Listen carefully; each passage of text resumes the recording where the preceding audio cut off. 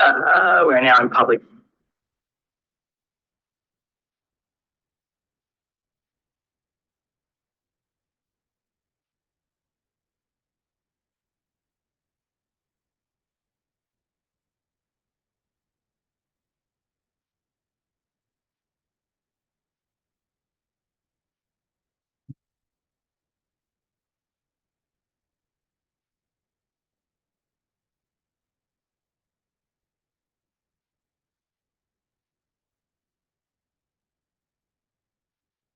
Along with my wife and 3 children, but at High Plains, a commercial farming operation comprising of approximately 3,000 acres, producing Angus cattle and merino wool in Jindabyne and bordering said property 79 High Plains Lane. I'm representing the High Plains Lane community and our statement of priority. Our statement of position is against in the current form of the development application and conditions of consent, with a special request to defer a minimum 3 months on council vote. A deferral is in everyone's best interest. We are key stakeholders seeking transparency, due diligence, consultation and deeper engagement. The issues are many and complex: legal issues, business issues and social issues. We consider certain assessments to be subjective and requiring further substantiation and foundation. But without access to the author of the said document, contributors and appropriately qualified counsel, we cannot determine the truth or an optimal position.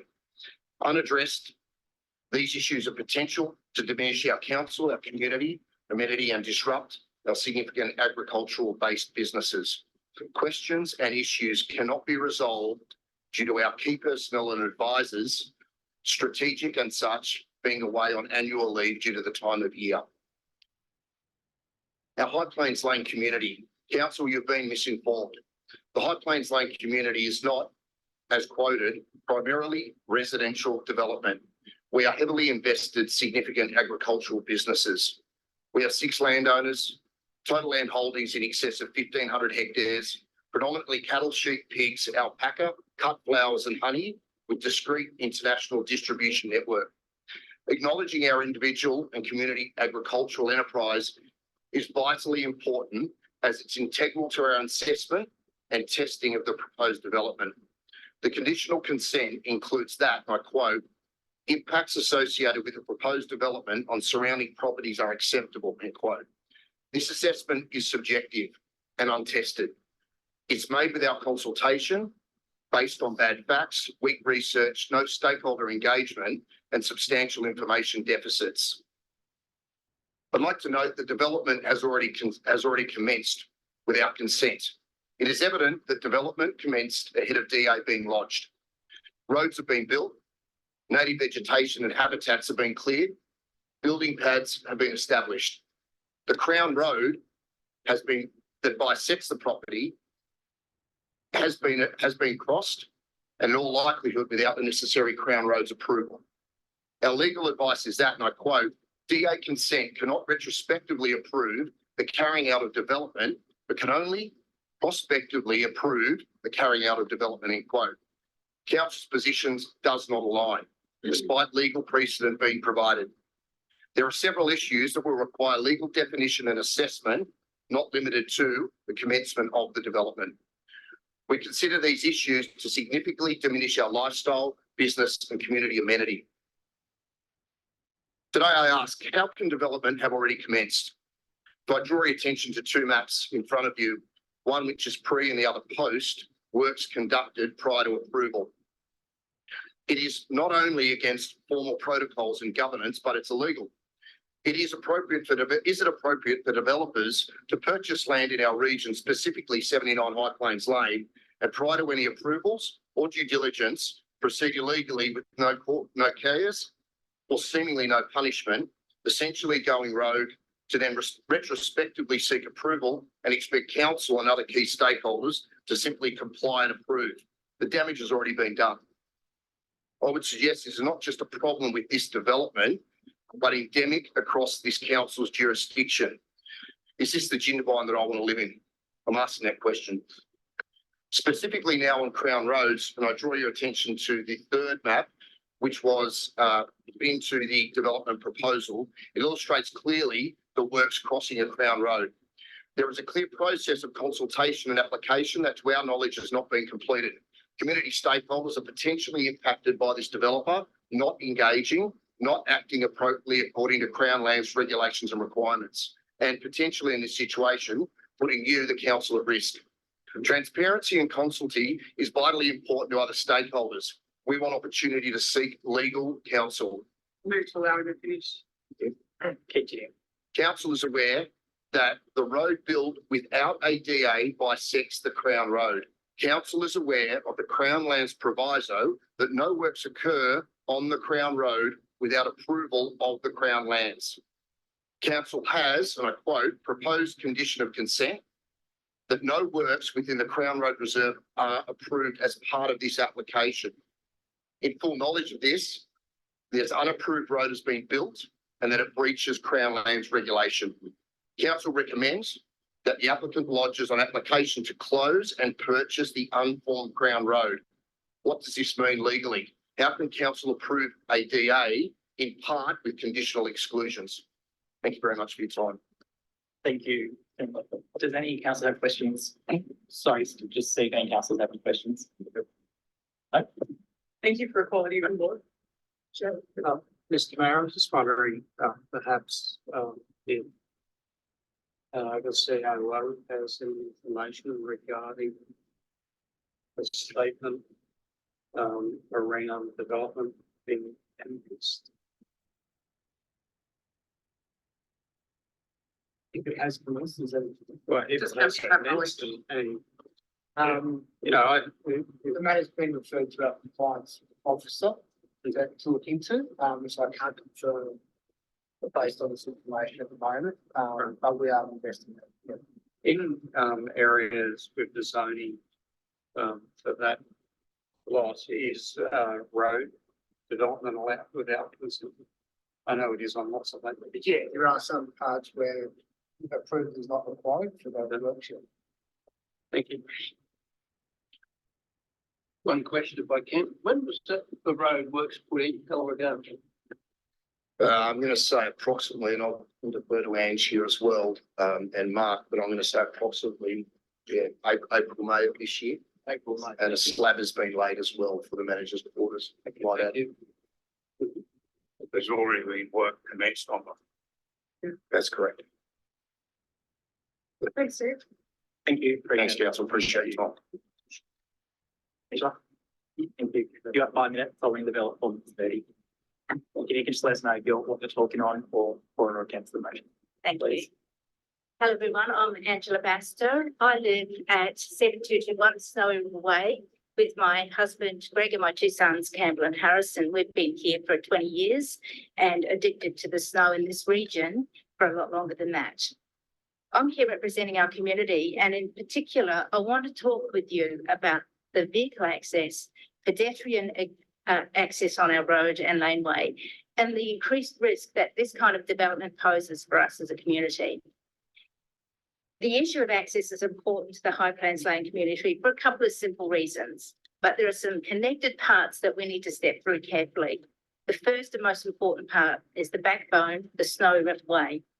Then we have High Plains Lane, which intersects with the Snowy River Way. That's our private road that we built, my husband and I built in 2007. There's also the issue of turning from Snowy River Way into High Plains Lane. If you're as old as I am, you'll know that it used to be the Cobblepaloka Road and it was just a lovely little road to travel along at a low speed. Not anymore. Travelling along High Plains Lane with its multiple agricultural uses has become difficult. Even this morning, I had a call from a courier who said, I can't get up your road.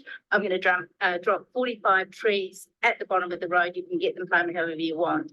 That's our laneway. And the last part of this is the gated entry to the proposed tourist development, which is going to impose new and increased use and we think risk. So the vehicle access has some strategic road issues that we want to address, and they're not considered fully in either the DA or in any of the conditions of consent. The main condition that's been imposed upon this DA is the implementation of a rural channelized T-junction full length. I hope you know what that means. It means that you can pull out and turn right safely, and a basic left turn treatment for those people coming the other way. The timing of this is stated for stage 2. Nowhere in the development is there a program of work saying this is what stage 2 is. Nowhere in the program of work provided by the developer is a statement of what stage 1 is. So we have no idea when this can happen. But what we're asking for is that these strategic safety measures be taken before development commences. Otherwise, with all of the truck turning traffic, with all of the problems we already have, this is going to be chaos for us.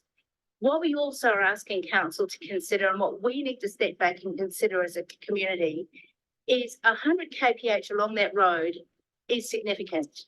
When you have tourists in the mix, they're slowing down, they're looking for the turn off, they don't know where they are, it's snowy, it's foggy, it's raining, it's sleet, it's hailing. This is a problem. We would like to consider a speed change as part of this program of work to bring it down from 100 to 80. We think this is important risk mitigation. It protects us, it protects you, it protects our tourists. We also want to make sure that our laneway is protected.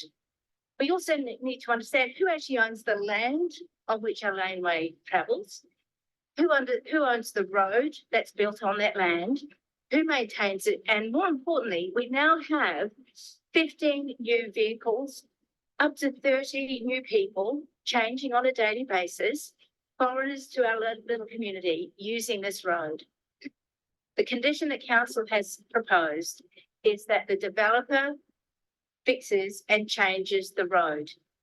The landowner has not been asked about this. So we want to understand and work with you to figure out who owns the land, who owns the road, who is responsible for forming it. The original proposal for our little community was 6 lots of land, 6 residences. The new cabins, the residence that's been proposed takes that up to 13. So we actually are going to have some pretty serious issues going forward with what lots mean, what the roadway means, what the land ownership means, and more importantly, again, safety first. Question that we want to ask is, how are we going to appropriately manage this with council on third-party land without problems? We think there are alternatives to this plan. We haven't been given the opportunity to talk to you about them. We haven't been engaged as key stakeholders, and that's what we're asking for with this 3-month deferral. We want to make sure that if this goes ahead, we make it safe, we make it pleasurable, and that we protect our community. We don't want to have a part of our community that nobody wants to enjoy. We need to bring it together. Thank you very much. Thank you. Any questions for Angela? No, thank you so much. Appreciate it. John Russell is up next. John, you'll have 5 minutes to talk. And I am ringing your bell at 4 minutes. I remembered to give you next. Thanks, ladies and gentlemen, for letting me speak today. So my talking points on the proposed development at 58 Kanama Drive of a large industrial sized complex in the middle of a suburban area. I reviewed the documents provided by the developer, and as much of the relevant LEP and DCP requirements as I could in the very restricted time available provided by council. And as a school bus driver, it's very difficult to get around. So I'll just go through this stuff as quick as I can. So I believe what I found, there are 7 incorrect statements or comments, and at least 2 misleading statements and comments, and all of the aerial photographs used in the application are many years old and provide a misleading view of the current area. There's also some information which is not provided in the development application, which may affect the amount of information and the correctness of the information that you are going to make a decision on. And I also wasn't aware that there was, until just a moment ago, that there was a possibility of having a deferral on the decision as well. So first of all, I'll just go on to the main details of the concerns about the development application. So it requirements of the building setback, it's a 3-story, one of the buildings they're talking about is a 3-story building, and the required setback for 2 and 3-story buildings is 8 metres from the front boundary. Well, the current proposal is it's only 6 metres. The idea of that, I don't know what the idea of that is, but if it was set back the correct amount, it would still be over height. So the required height for that building is 9 metres. And by what I found in their application, in their own drawings, is it'll be over height by 0.95 metres or something like that, which doesn't seem much. But for the people who live directly across the road at the same level, they contend that it'll only present as a 1-story building. Well, in the papers I sent in this morning, there's a photograph of one of the other developments that they mentioned in their application at 80 Kunama Drive. This development that they mentioned a couple of times as being just normal for that particular area, which is very, very misleading.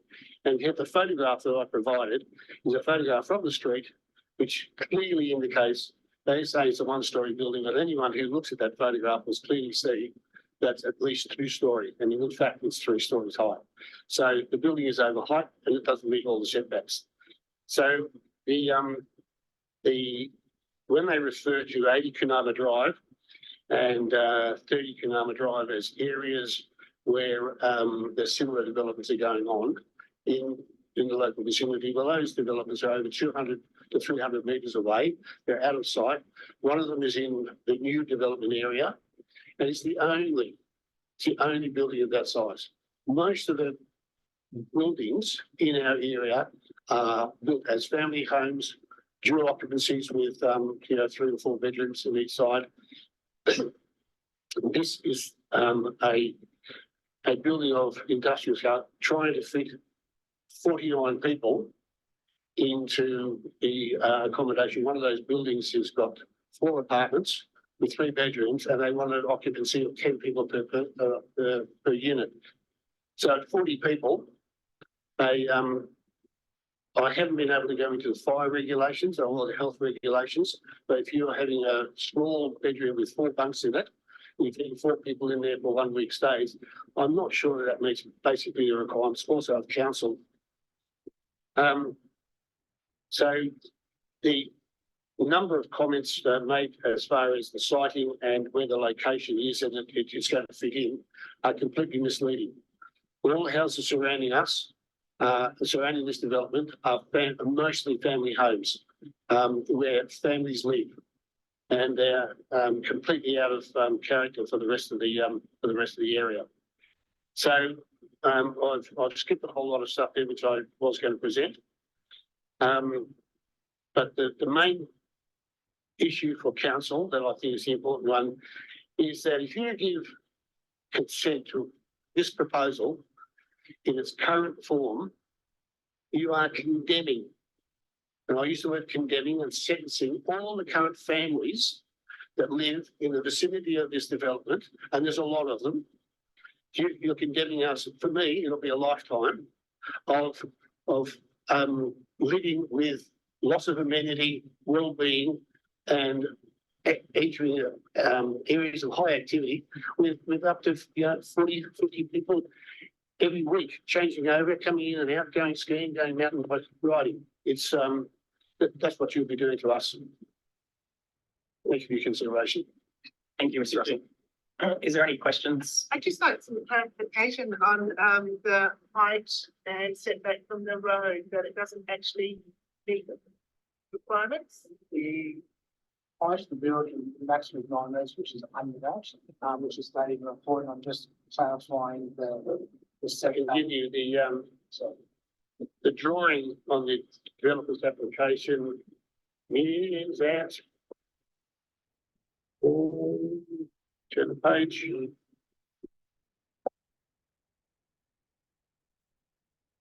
The drawing is a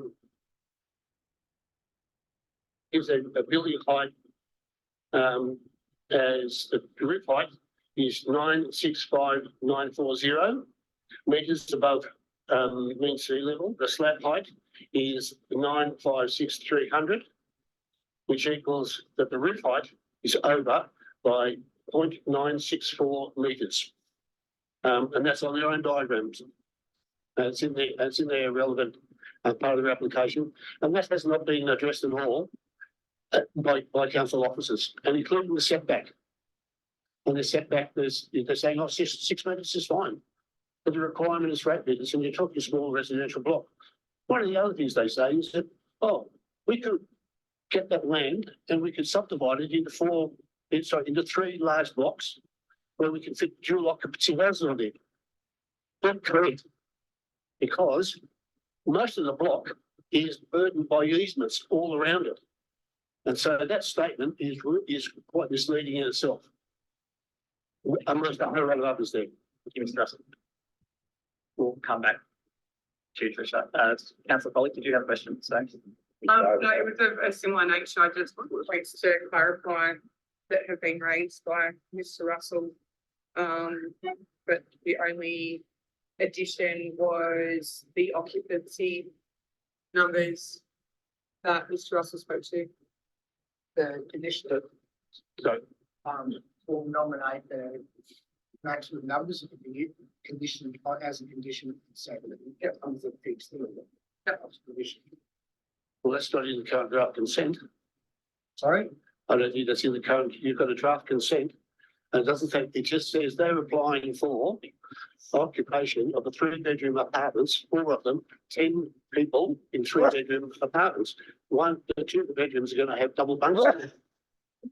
So they want 40 people in 4 apartments in a 3-story building. And the other ones that are single bedroom apartments, there's 3 of those, they want occupancy of 3 in one room. Occupancy goes on floor space, doesn't it? we'll get the information back before the meeting. Thank you. Thank you, Mr. Russell. Appreciate it. Mr. Rapp. Thank you. You'll have 5 minutes and I'll give you a call at 4 minutes 30. If you can just let us know what motion you're talking on, if it's for or against it. Thank you very much. I'm speaking against the development at 58 Kanama Drive. I'm my wife and a 10-year-old girl who's psychogenically my daughter and granddaughter, who genetically is not mine, and as a child rescued from being murdered and in a place of safety. And that's what that place is and why we're there. And I'm actually an expert in child protection. I've been involved in child protection since 1979, and this will be the 12th child that my wife and I are bringing up. And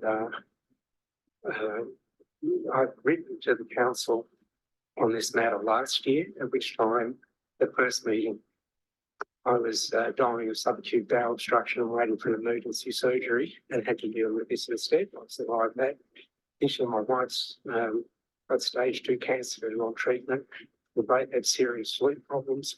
We're bringing up a child who's not our child, but we've taken her to federal court. She's been a child deemed to be an exceptional risk. In 2018, we were invited were asked by the state government to rescue her from up the coast temporarily. I diagnosed her with several conditions, which I thought she was at imminent risk of being killed. We took it to federal court against the state government's wishes. In 2021, the state government contacted me to say that one of the people who moved her from on the front page of the Herald, there was an article with the reasons for judgment, which showed the evidence in 2018, which was available to the state government, so refused to access, which I gave them, that she was to be killed and that we were to approach the minister to get all our money back. The reason we are living at number 60 Kanama is as a place of safety and refuge. In November 2018, the federal court ordered her to attend Snowy Grammar as a place of safety, which we pay for everything. And as I said, I'm not genetically related. I've got my other children are between 47 and 33 years old. This is a place that I picked to live in. We were living in Canberra at the time we were asked to do this. I had done a development up in Thredbo. We bought this place within 2 weeks, when we were told that there was no way she could go back because of a police action evidence in 2019. Bought this place, so it's within 10 minutes of Snowy Grammar. I'm sick, my wife's sick, we have sleep disorders and because of our illnesses, and yet 5 days a week I take her after school, 3 dance things, piano, swimming. In the winter, I take her 2 days, Sundays and Wednesdays skiing. So basically, our whole life is looking after this child. And the reason we didn't pick, I had done a 6-star development in Treadbow, which also has some relevant.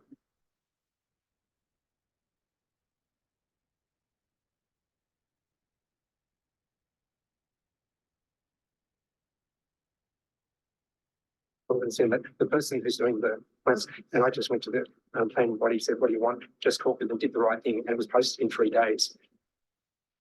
I don't know if there's any point in me talking to what I've already written to you, but what John has said, the guy who did drawings for me for other developments up here, Matty Murtar, who's also a neighbour, he's assured me that the front encroaches 2 metres, and if you put that back, there's no way for the driveway in the middle. The back encroaches the back easement, and if you bring that forward, there's no way for the driveway. And the driveway fails to comply with adequate disclosure. It doesn't give all the details. And having spoken to Scott, he totally failed to understand. I looked at buying that block number 58 in 2020 just to prevent having any problems or intrusions. This child had the most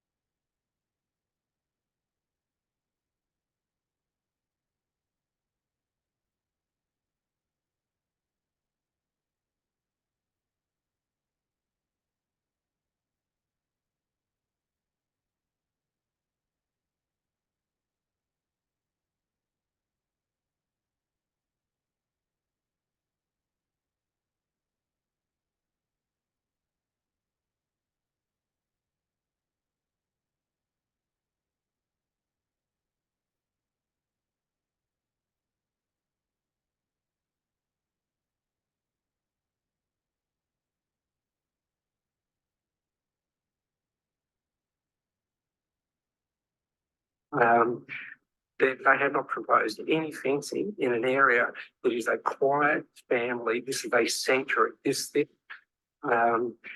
they had not proposed any fencing in an area that is a quiet family. This is a sanctuary. This is a sanctuary for a child beyond exceptional fatal risk. This is why I am here with my illnesses and my wife's illnesses, that we've completely turned our life upside down to move to East Invervine.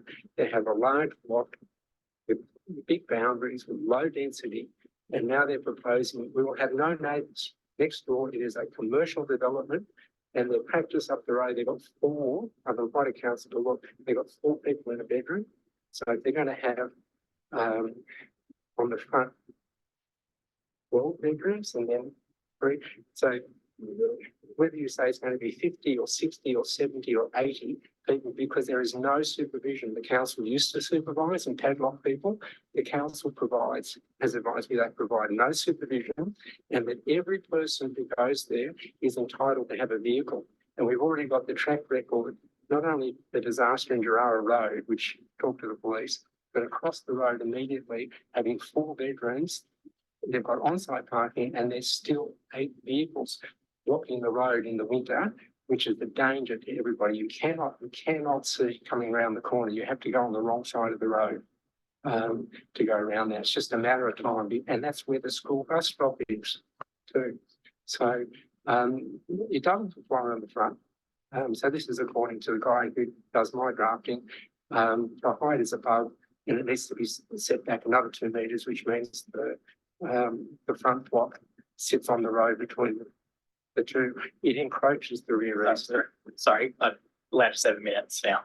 I apologise. I've allowed 7 minutes, so. Thank I've got the you. extension. All right, so rather Sorry. than speak to everything, it's just basically, qualitatively, it's nothing to do with the precinct, and they haven't even offered, they're bringing real danger into my world for this little girl, and they haven't even offered to put a fence down, but to have even 20 people there, let alone 50 or 80 with no supervision, is nothing to do with the existing precinct. Where they were before, or where they are at 80, there's nobody there. There was nobody there. This is an existing precinct. We have come here as a safe place for a child to be safe. Thank you so much. Thank you.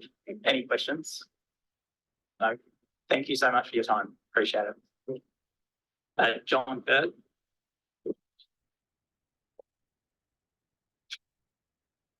You'll have 5 minutes to talk. I'll ring the bell at 4 minutes 30. Thank you. If you can just let us, you've got a presentation. If you can let us know the motion you're talking on or against, appreciate it. Thank you. First of all, in terms of introduction, my name is John Baird. I live at 62 Monaro Drive. My neighbours are Dr. Philip Rapp and Mr. John Russell. Thank you for the opportunity to address you on this matter, which is the DA of 58 Monaro Drive. I've reinforced my neighbours' comments, particularly Mr. John Russell on the technical compliance and some of the softer subjective issues that Dr. Rapp has alluded to. However, my focus is on the impacts upon the local community, some of the longer term effects, the immunity issues and the psychological effects that will affect those families living in those immediate environments long term. The surrounding properties, as you've already heard, are families' primary residences. The majority are long-term residents, 10 years or more. These are their homes. They're not holiday lets, they're not second homes, they are their primary residences. And they're entitled to peace and tranquility in that area and quiet enjoyment. Next bullet point. This has been already alluded to. The original Alpine Sands development was constructed between 15 and 20 years ago.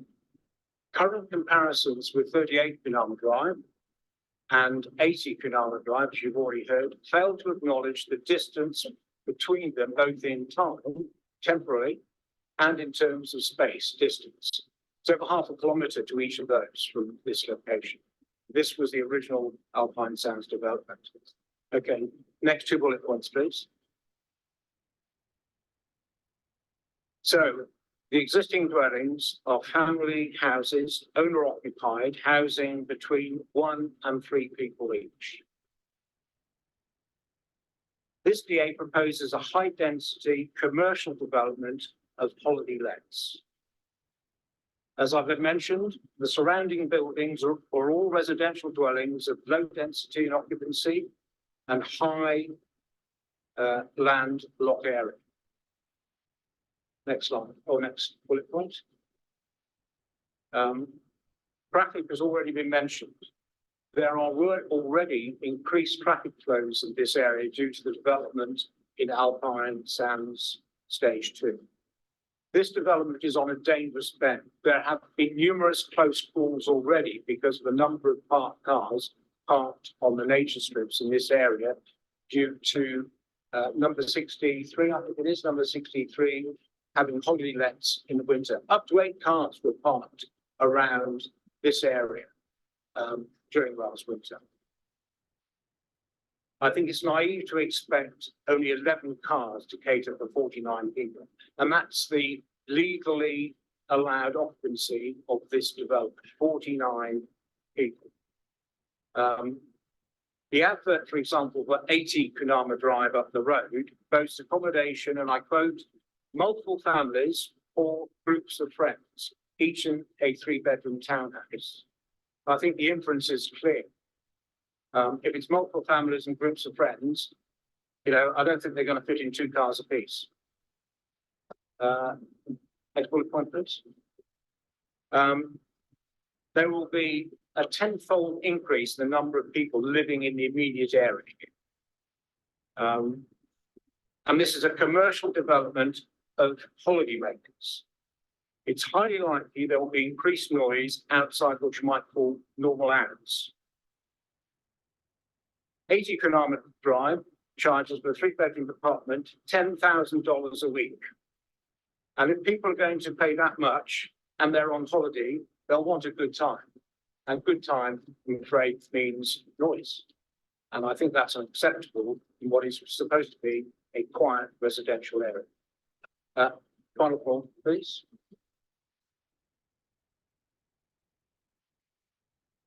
It shows also, this development shows no privacy or no respect for visual privacy. The balconies on the rear of the apartments, that's numbers 5, 6, and 7, overlook the residence at number 62B. And it overlooks 6, if an adult was standing on a balcony, it would be 6.5 meters above and 15 meters distant from what you might call the private outside living space, which will obviously discourage current residents and future residents from using it. In summary, this is a quiet residential area of single dwelling houses, which in the main are the primary residents of the owners. These are their homes. It would be a travesty to construct a large commercial development in the middle of all this. Commercial gain of one individual should not adversely impact the lives and well-being of 6 or 7 other families. Thank you. Thank you, Mr. Baird. Any questions, councillors? Thank you for your time. Thank you. Appreciate it. Mr. Miller, Scott. You have 5 minutes. I'll ring the bell at 4 minutes 30. If you can just let me know what you're talking on or against the motion. Supportive of 58 Kanama. Thank you. Hi, my name's Scott Neller. I grew up in Jindabyne and lived here most of my life, and I'm here to put a face to the DA at 58 Kanama Drive, East Jindabyne. I lodged a DA for this site about 2 years ago now. Upon feedback from both council and neighbours, I withdrew that DA. I've gone through an extensive redesign process over the last 1.5 years to address the feedback and submit the DA that's before you today. The intent is to own and operate these properties as serviced apartments, as we do up the road at 80 Kanama Drive, where we offer a high-end boutique accommodation offering to tourists visiting the area. We've submitted a fully compliant design with a floor space ratio of a mere 0.3, which is well below the permissible floor space ratio of 0.5. It is a big site with a lot of green space. We've made a very conscious effort to design to the slope of the land, capturing the views across the lake and with consideration to the neighbouring properties. From a design perspective, the buildings are orientated towards the lake and do not feature any windows on the sides of the buildings to provide privacy for the neighbouring properties on either side. We've designed the garages to be behind the building line, to be below street level, and to be oversized to comfortably fit 2 4-wheel drives and allow guests to have ample space to both pack and unpack their cars within their garages. And that's a key consideration, particularly around noise. I was quite surprised that we had received any objections from the neighbours, especially considering I reached out to all the neighbours seeking feedback during the redesign process. Having read through the neighbour objections, though, for the first time last week when I read the business paper, I saw concern regarding the number of occupants at any one time. We've heard that today as well. The draft conditions of consent stipulate the permissible occupancy to be 10 people per 3-bedroom townhouse and 3 people per studio. However, we will operate at a maximum capacity of 8 people per 3-bedroom townhouse. The 3-bedroom townhouse and 2 people per studio. It's similar to the way we operate at 80 Kanama Drive, where we have a max occupancy of 9 people per townhouse, but we operate at we have permission to operate at 9 people per townhouse, but we operate at a maximum of 8. So in those 3-bedroom townhouses, there are 2 queen beds and 2 bunk beds, and then in the studios will be 1 queen bed to ensure that we do not breach that permissible occupancy and operate under. And I'm quite happy for council to make that a condition of consent to ensure that we do the right thing by the neighbourhood and we max out our capacity, or we operate to a max capacity. And I hope that will provide some level of reassurance to the neighbours that we are offering a high-end product with ample parking, space and amenity to service our guests. I pride myself on developing and operating exceptionally high-quality tourist accommodation in a town that I call home. Council staff have recommended the DA for approval, and I hope the council will support this recommendation of this fully compliant DA. Now, just to address a couple of the points raised by the previous speakers. In terms of the height, the original DA exceeded the height. So we've taken that feedback on board and we have lodged a fully compliant DA as far as height is concerned. And council will condition it in the consent, if they haven't already, that it needs to be verified by a surveyor. So I'm very comfortable that the plans are a maximum 9 metre height from the existing level. And I want to make the point that there is one point on one of the buildings that reaches the max, and every other building is well below the height maximum. The other point about in terms about privacy for the property below, it's 62B. I want to make the point that we've designed those studios to have a floor level that is the same height as the apex of the roof below us, so that noise and otherwise from our guests, it provides privacy to that property below. And then the other comment was about the front setback. So the way the controls read is that for a one-storey building from street level, the front setback is 6 metres, and that's what we've designed to, and council has been supportive of that in the DA. So, and I want to also make the point that it is 1 point on the building that is at 6 metres, and the rest of the building is considerably set back from the front boundary. I hope, I want to say thank you for your time, and I hope that answers a couple of your questions, and please let me know if you have any other questions you're going to answer. Thank you. There was the question. Councillor Hopkins, sorry. Hi, sorry, Tricia Hopkins. I'm interested that you have a similar property at 80 Tower Drive. There's a reference, I guess, which is also 3-bedroom townhouses. Allowing 2-car spaces with a property that size, have been parking issues with additional cars? I mean, obviously the number of cars in the street is of a concern for residents. What's your experience been with the current property that you operate? Look, we designed those garages in a similar way. So they're exceptionally, they're long, but they're also wide. And so from our experience, having an ample space in the garage to be able to unpack and pack and open your roof box, that has been a really positive benefit. It's why a lot of people book this as well, because they have that. But yes, from our perspective, I think you'd be hard pressed to find neighbours that around that area that have had any issues with the way we operate our property. And I want to make the point that being a local family and understanding the issues, particularly around winter,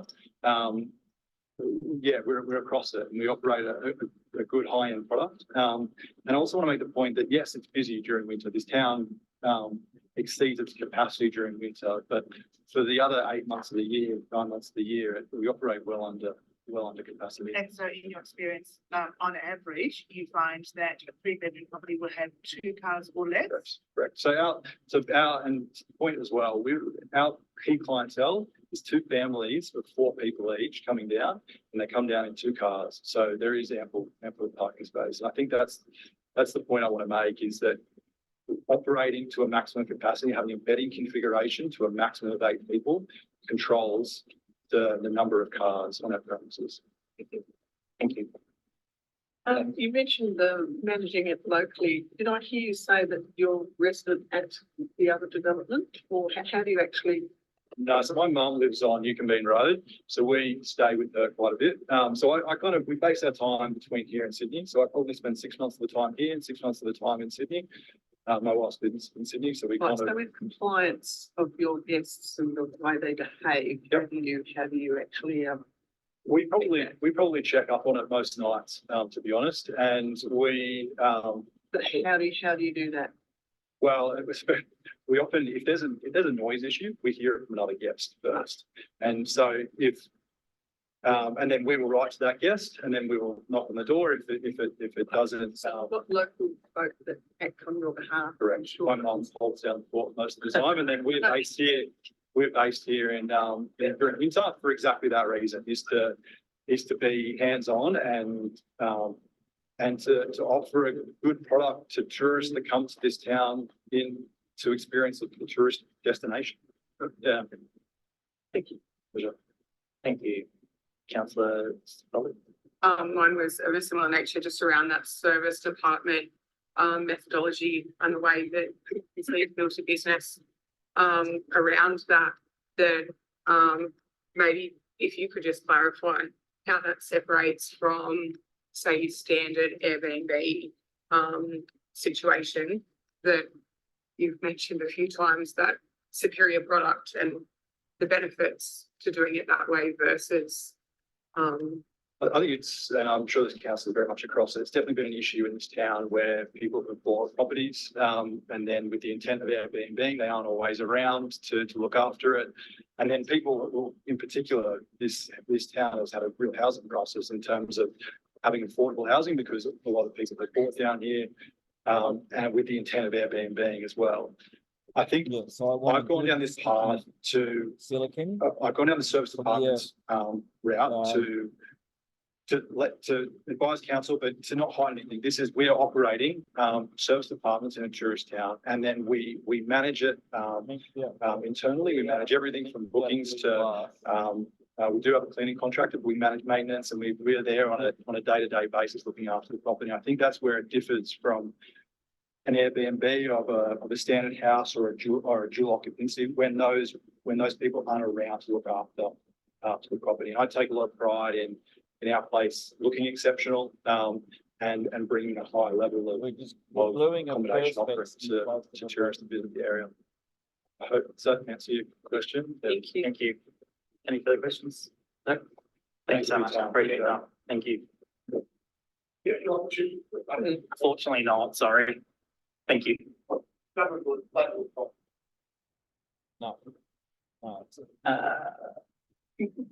Mark Peppy, I think he's online. Mark.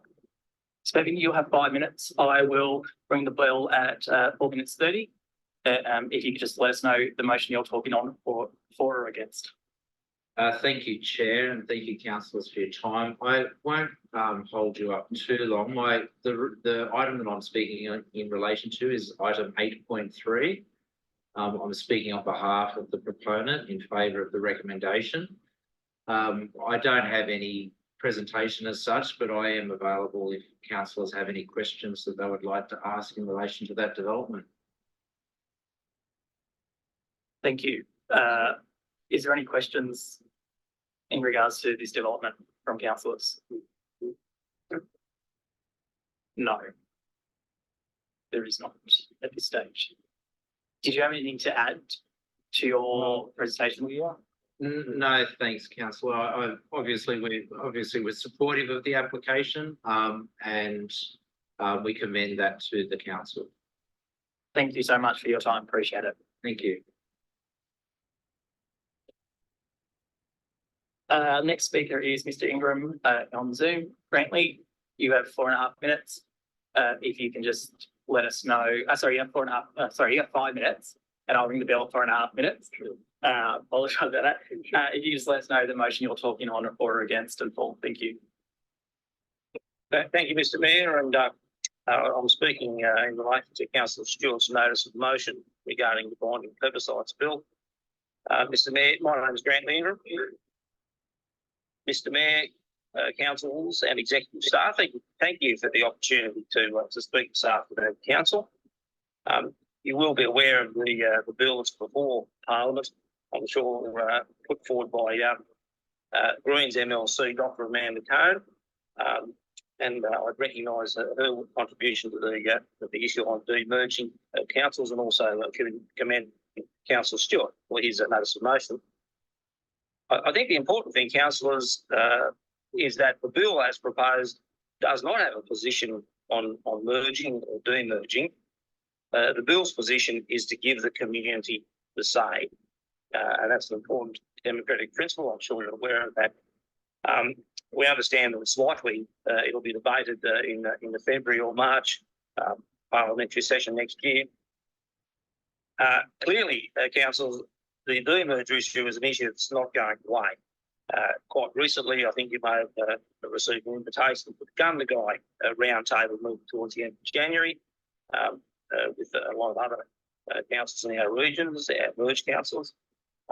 We know that just last week, the Inner West Boundaries Commission process was underway with a public hearing. Of the 26 speakers at Inner West, 24 spoke to demerging, 2 spoke to remain merged. And we also know that areas like Canterbury, Bankstown have now collected over 10,000 signatures to support a vote there on demerging. So certainly an issue I think is not going to go to bed until the people can say. The other interesting element of this legislation is it actually enacts the Labor Party policy on demerging. So we expect a bit of support there from the Labor Party, clearly.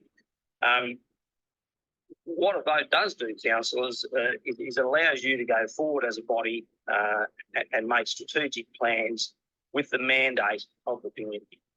You don't currently have that, unfortunately.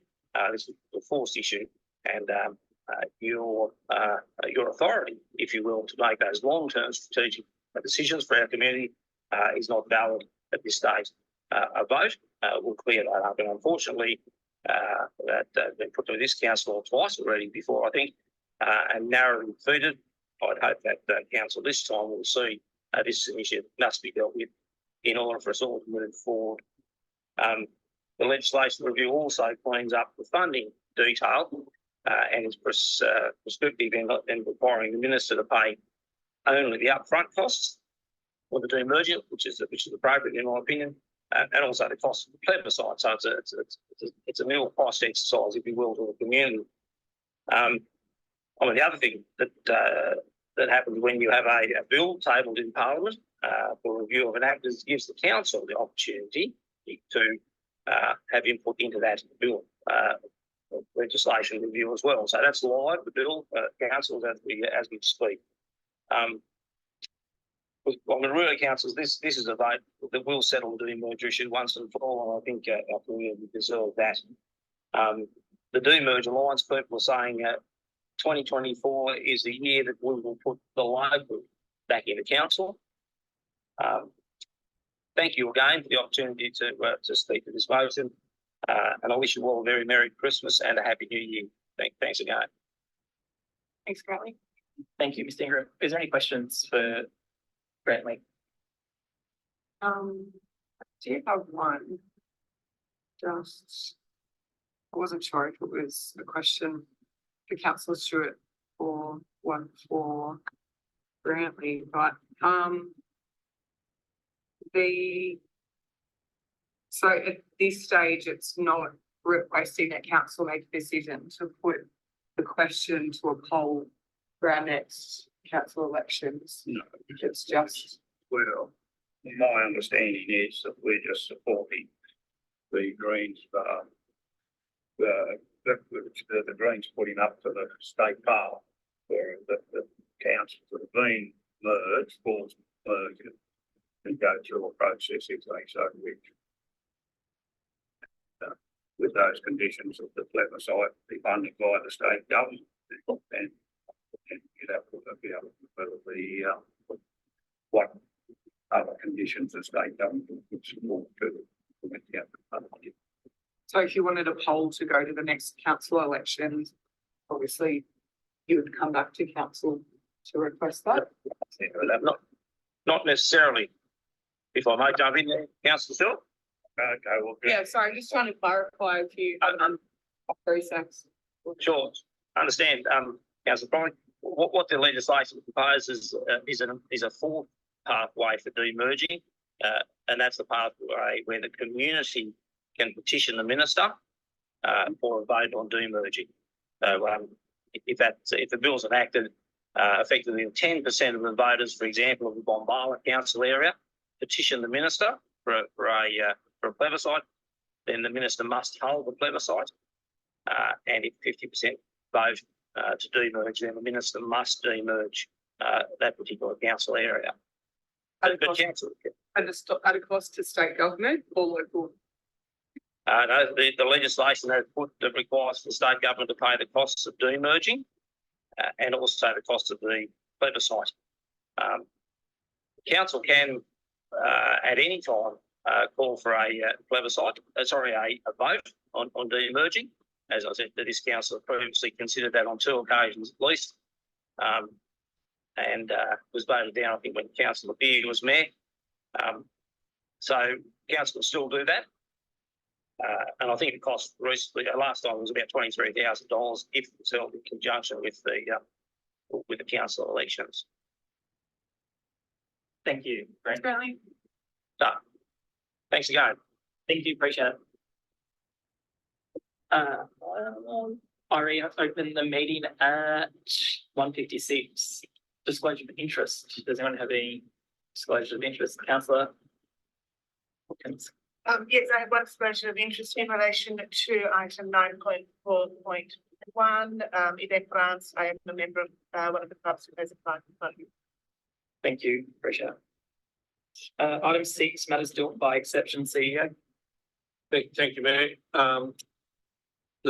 All items listed in the corporate business, both in open and confidential, will be dealt with separately, other than the following items, which have been moved by exception by council earlier. Item 7.1, the minutes from the ordinary council meeting held on the 16th of November. Item 7.2, minutes from the extraordinary council meeting held on the 30th of November. Item 9.1.1, Little Plopon Road, completion of the matter. Item 9.2.1, the monthly funds management report. Item 9.3.1, proposal to name Nick Logo Cricket Oval to the Clive Kelly Oval. 9.3.2, the delivery program progress report, November 23. Item 9.3.4, the review of the community strategic plan. Item 9.3.5, the code of conduct complaints annual report. Item, I think we're going to check that one, 9.3.7. Sorry, yeah, 9.3.7, additional funding towards projects. 9.4.1, the additional support for grant applications. 9.5.1, the resolution action sheet updates. Item 10.1, the minutes from the management and advisory committees. Item 10.2, the minutes of the local traffic committee meeting 21 November 23. Item 14.1, legal actions and potential claims against Monaro Regional Council. And item 14.3, Maya Creek Sewer Support Structure of Berrydale. Move, thank you. Councillor Davis, seconder. Councillor Mitchell, all those in favour? Right. Unanimous, thank you. Moving on to planning. I move that we defer the application 8.1 until the March 2024 council meeting to allow the adjoining residents and affected community to be to have a further consultation period. Sorry, can we just slow down for a second? Have we got this in writing yet? Oh, we do. Sorry, can we get it on the board then? So I move that we defer Defer. this application 8.1 until March 2024 council meeting. Councillor Stewart seconds. Councillor Davis, would you like to talk on your motion? This application has raised huge concerns for me in regard to access. We have continuing issues around access to developments, especially rural developments, and this needs to be resolved. The adjoining residents have also raised concerns in regard to their consultation and actual input into a right of way, which is actually a private right of way, and how that affects them in their for this development. So to give everybody the opportunity to actually clarify and come up with some solutions, I am proposing that it be adjourned till March 2024. Thank you, Councillor Davis. Do I have someone speaking against the recommendation? Councillor Foley. I'm just not sure that deferring the decision today is the right decision to make on behalf of our whole community. I don't think the additional time is going to change the position of those that are against the development, namely the residents of High Plains Lane, and those that live in that area. I would have preferred to see the decision be made here today. As I feel that as councillors, we have heard from the local community of that area, and there's strong opposition to the application. That I just don't see the additional time bearing any benefit or assistance to anyone that this involves. Thank you, councillor. Someone talking for the recommendation? Yeah, I'll just, Councillor Stewart? I think referral in this case is probably warranted. I would agree with the council probably whether the decisions change because the planning department meets all the criteria. But I think for the case of transparency, there's been so the problems with the other part of the community, and they give them the chance to be able to put their concerns forward and be heard. That they believe they get a fair go, I think is probably a fairer way to take the process forward. So that's why I support the deferral. Thank you, councillor Stewart. Do I have someone talking against the recommendation? Councillor Beer. I speak against the reservation. I think it's a holding pattern only. But I'd still go with the resolution, providing that the staff would go out and inspect the property. We heard the speakers a minute ago talking about the roads being put in since April, May. That's a long time. And by just deferring, is that going to mean that the developer will continue bowlers? So I would, with some caution, probably vote for the resolution, provided there's an undertaking from the staff to keep an eye on it and make sure there's no further progress on the application as we have before us now. Yeah, answer that one. We'll go up to Jonathan. Yeah, we'll take that on board. Thank you. Someone talking for the recommendation? Councillor Johnson. I'll speak for the recommendation as I think it's only fair to provide the residents with more time to review the DA. And like you said, understanding the land ownership. I think you were quite proactive in moving along if it meets all your requirements. So I think more answers for you guys would be really helpful. Thank you, councillor Johnson. Anyone speaking against the recommendation? Councillor. Well, I speak against it on the basis of my usual angst about deferring anything, putting things into holding patterns. I am a little concerned, and I do share Councillor Pollock's concerns about that in a different way, because if the staff recommending that meets all criteria, then obviously it meets criteria to be approved, and it's very difficult to go against something that meets the criteria.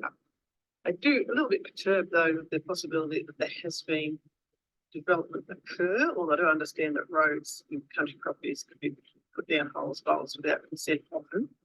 And the slab might be for a shed and it might be small, it might be not be DA, but probably worthwhile inquiring into that, because we don't want a reputation that laissez-faire rules. I've been querying 3 months, so that does seem a long time. But I speak against the calling vote. Thank you, councillor Thomas. Talking for the recommendation. Mr. Mayor, I'd just like to see that clarification if I could through it about. Yes. What's the zoning of the land currently? A1. Right, if I understand it correctly, on A1 land, roads are allowed to be developed by, landowners. Yeah, certainly farmers do it all the time. Right. And on A1 land, you are allowed to build a shed without approval. Subject. So, subject to criteria, you are So providers not above a certain size. and the use of this criteria in the exempt. But front of they see the road's okay, if they've developed the road, and it may well be that the slope's okay too. It's possible. Yes, that's. Yeah, because I do them all the time on my plots, right? I don't get mentioned. So I think we just, you know, I'm going to, well, sorry, Mr. Mayor, it's not my favourite person, I won't say more. Thank you, councillor. Anyone else like to speak for or against the motion? Because I think we're So speak for the motion. I agree that there are a lot of questions that still need to be answered about this. There is time that we need to give to have those questions answered. There are a lot of concerns about the access that it's been made very clear by the speakers who spoke to us today that they are willing to work with all parties concerned to try and find a solution. And I think we allow them the courtesy of the time to try and find a solution moving forward. Thank you, councillor. Look, I'd like to speak against the motion on the grounds that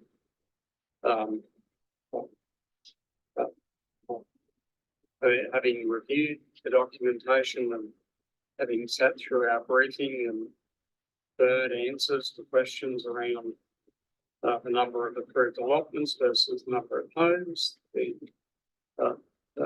nature of the right of way, and having just heard that it's quite likely a red herring pertaining to the road and the development that's already happened. This will come back to us and we will approve.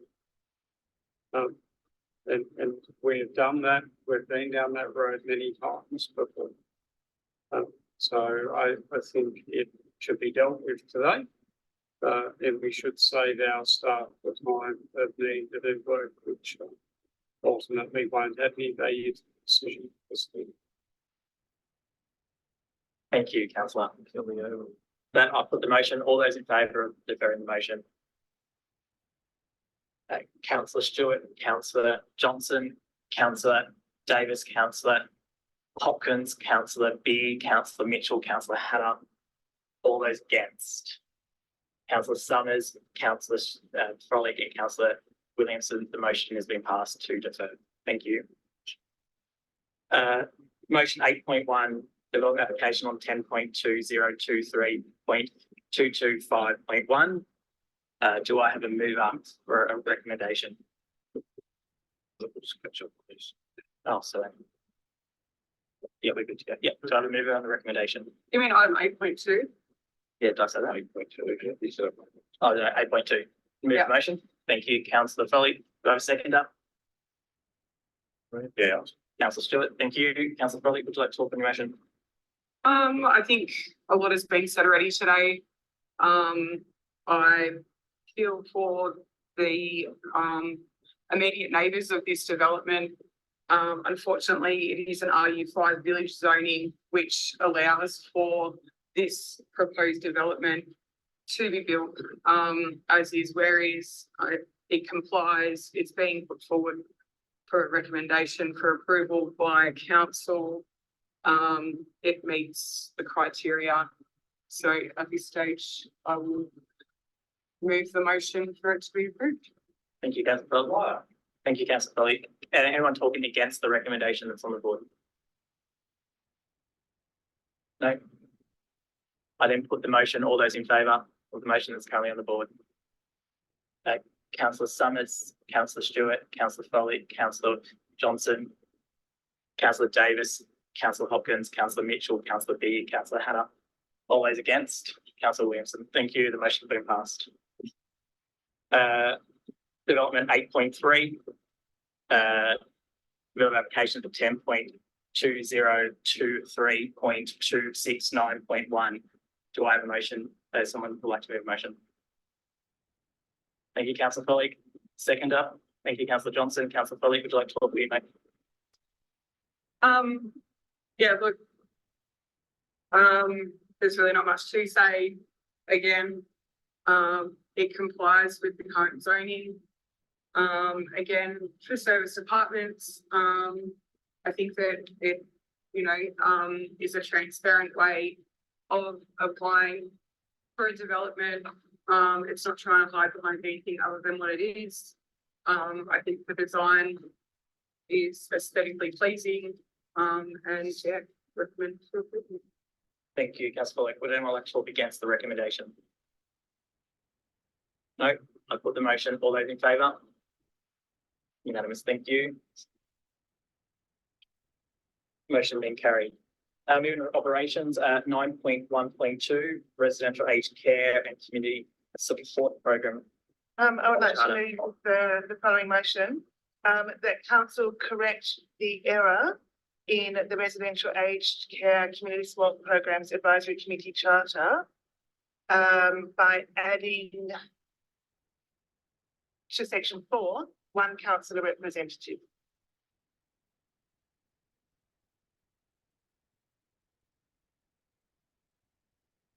We'll just get it on the board before we have a seconder. By adding to section 4, the bullet point, 1 councillor representative.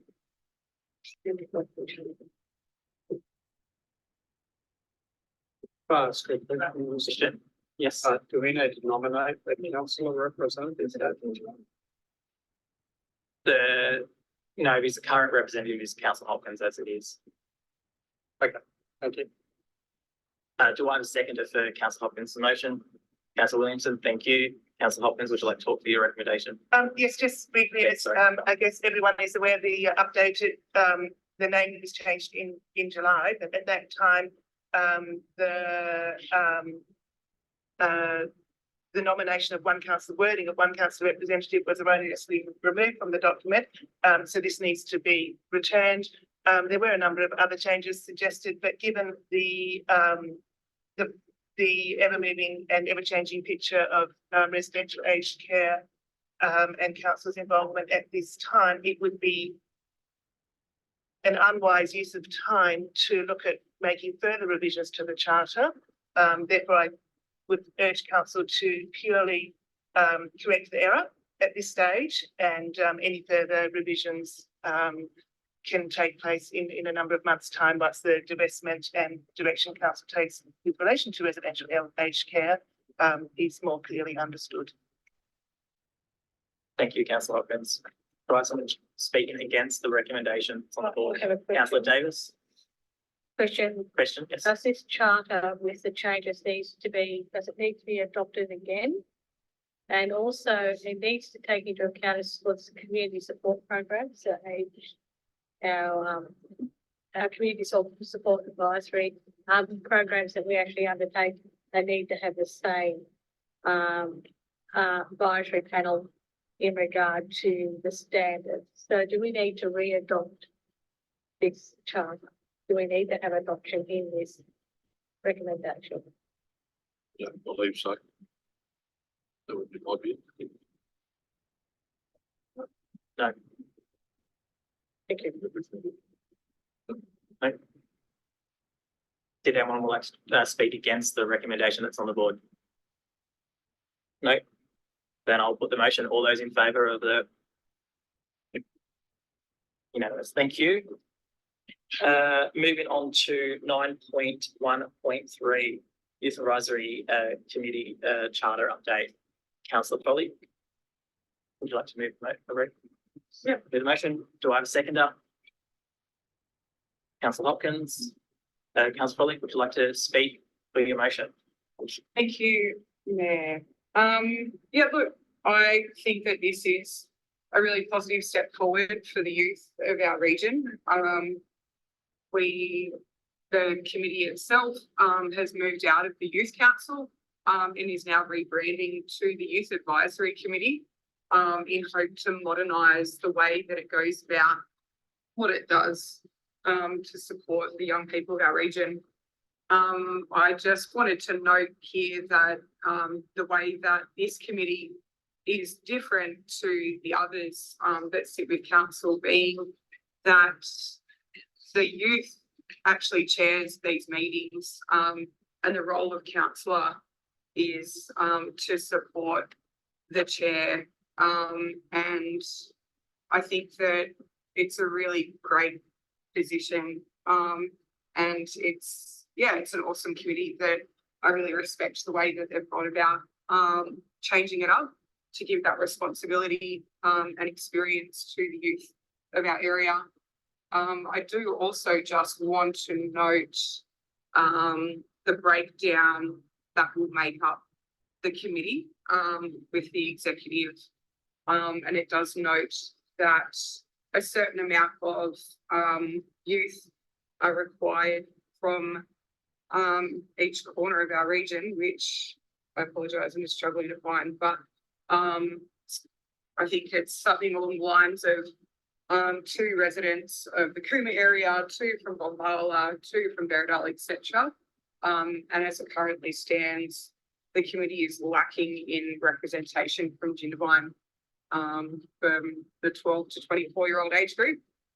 So I'd also like to use the opportunity to encourage anyone in the Jindabyne area that would like to jump on board the committee, to get in contact with us. Thanks. Thank you, Councillor Crowley. Do you want someone speaking against the recommendation? No? I then put the motion. All those in favour? Unanimous. Thank you. Moving on to strategy, 9.3.3 community strategic survey. Do I have satisfaction survey? Yes. Do I have someone like to move a motion? I move that the community satisfaction survey be noted. Thank you. Do I have a seconder? And thank you, Councillor Johnson. Councillor Hopkins, would you like to speak on your motion?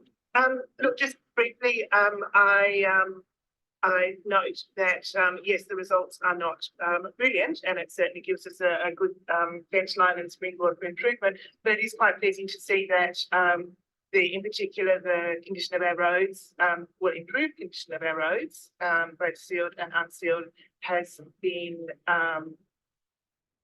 not gone unnoticed by residents, so that's good, given the special rate variation, and most of that additional money has indeed been directed towards roads. So I would like to sort of commend council and maintenance staff on that.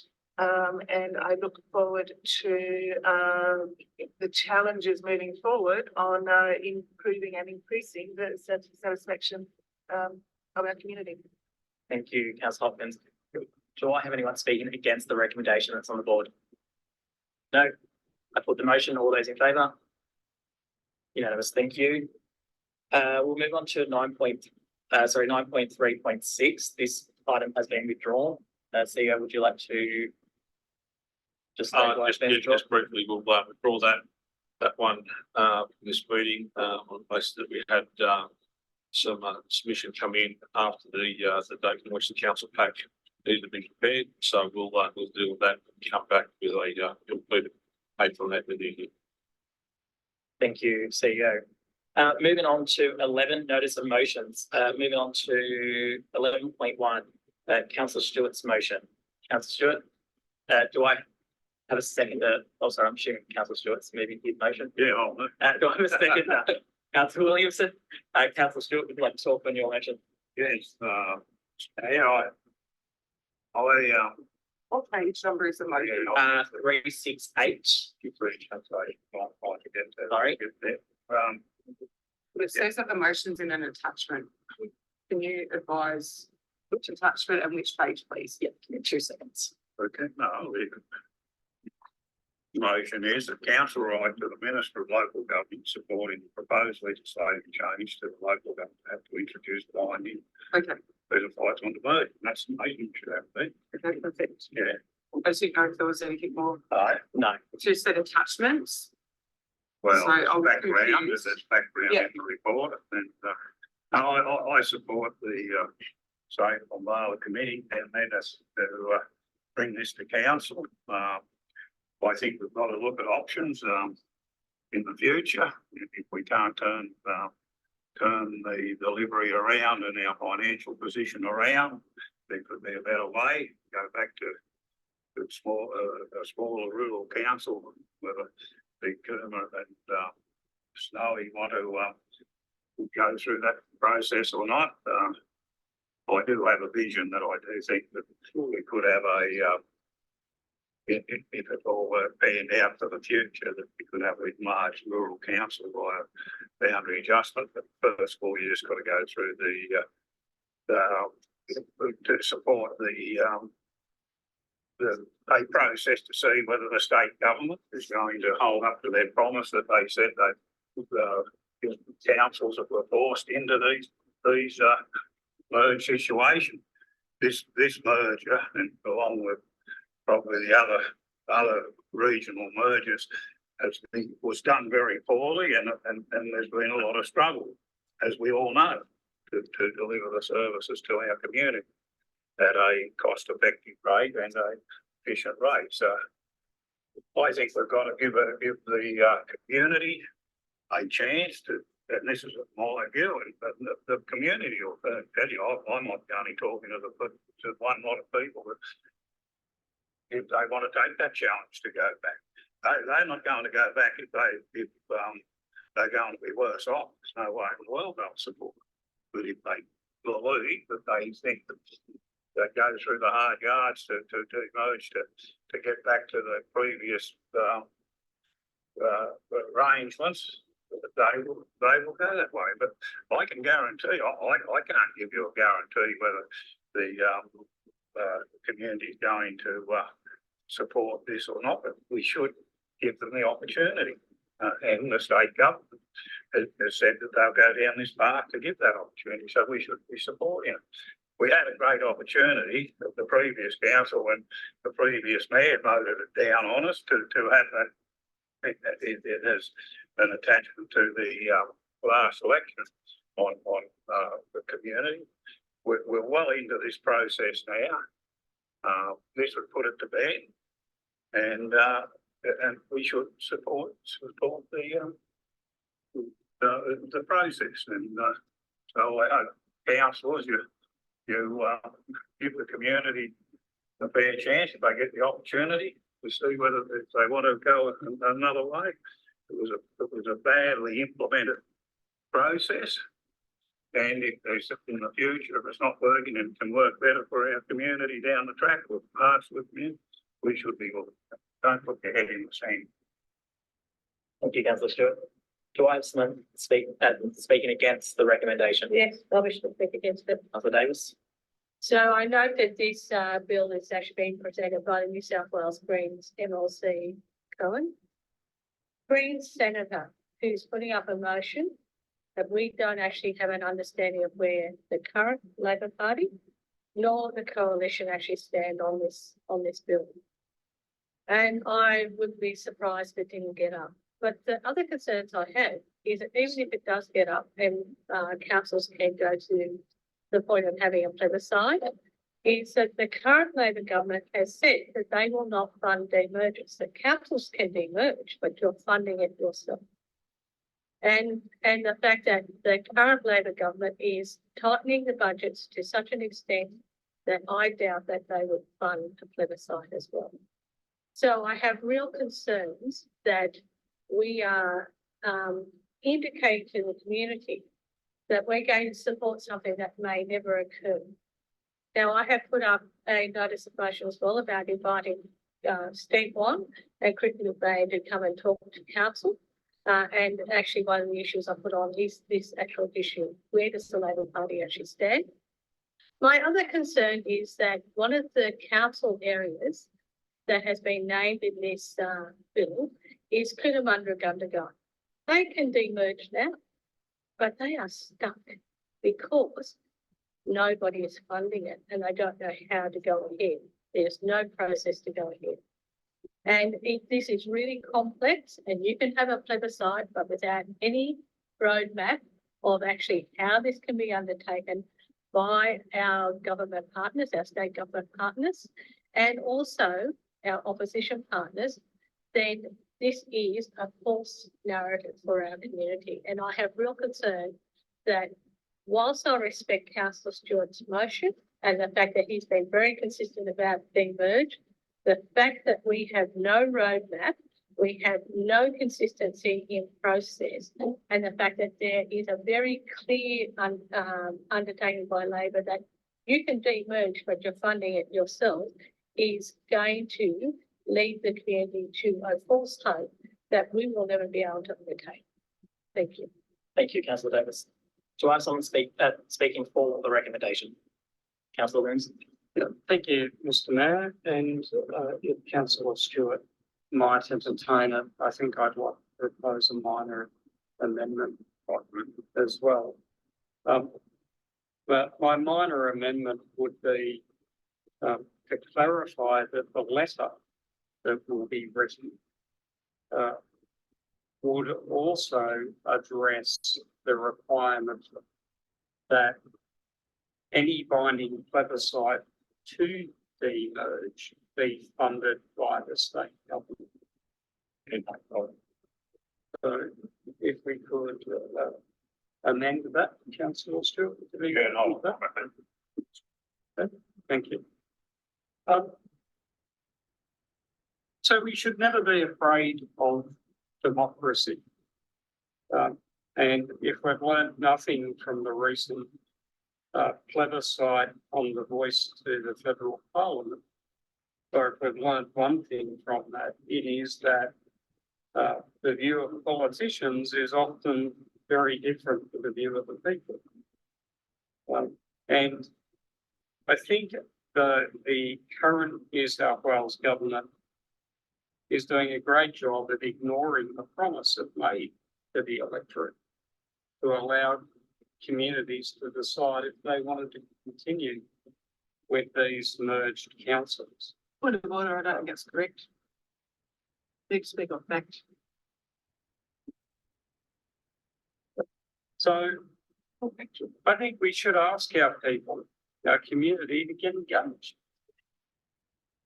Getting the community more engaged in local government would be a wonderful thing.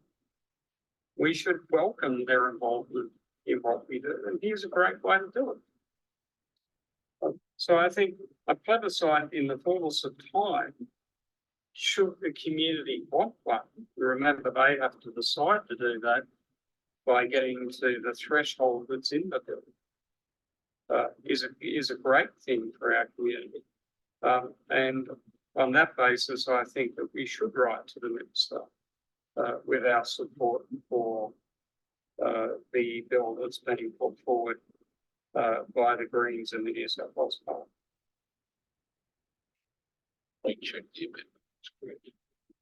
I'll take that amendment. Are you happy with that amendment?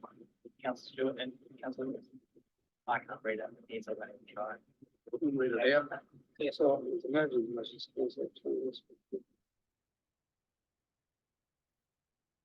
bigger. I think it should say, and addressing a requirement that the plebiscite and the merger be funded by the New South Wales, not merely the plebiscite. It still needs changing, it doesn't it? Yeah. How it is, the wording up there. Still. And addressing a requirement that the binding plebiscite in the merger be funded by the New South Wales government. And the third line after the word changes, I'm taking up the address. Legislative change. Did I take out the word and there? And the changes addressing the requirement. I think and addressing is fine. It should be plebiscites and demergers.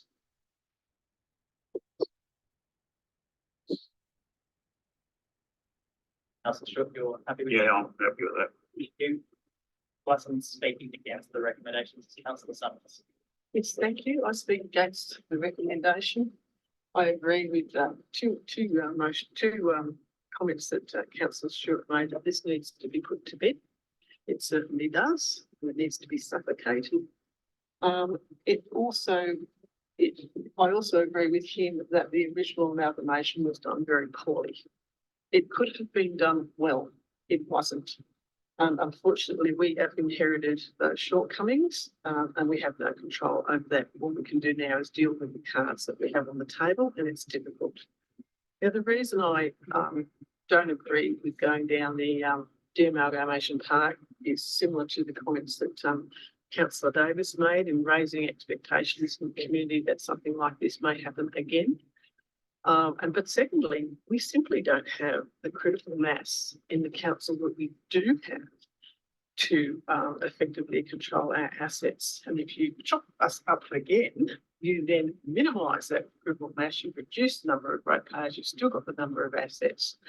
And you can't unscramble this egg. You simply can't. I've been through a lot of government merger things like health, and once you've moved down that path, undoing is extraordinarily difficult.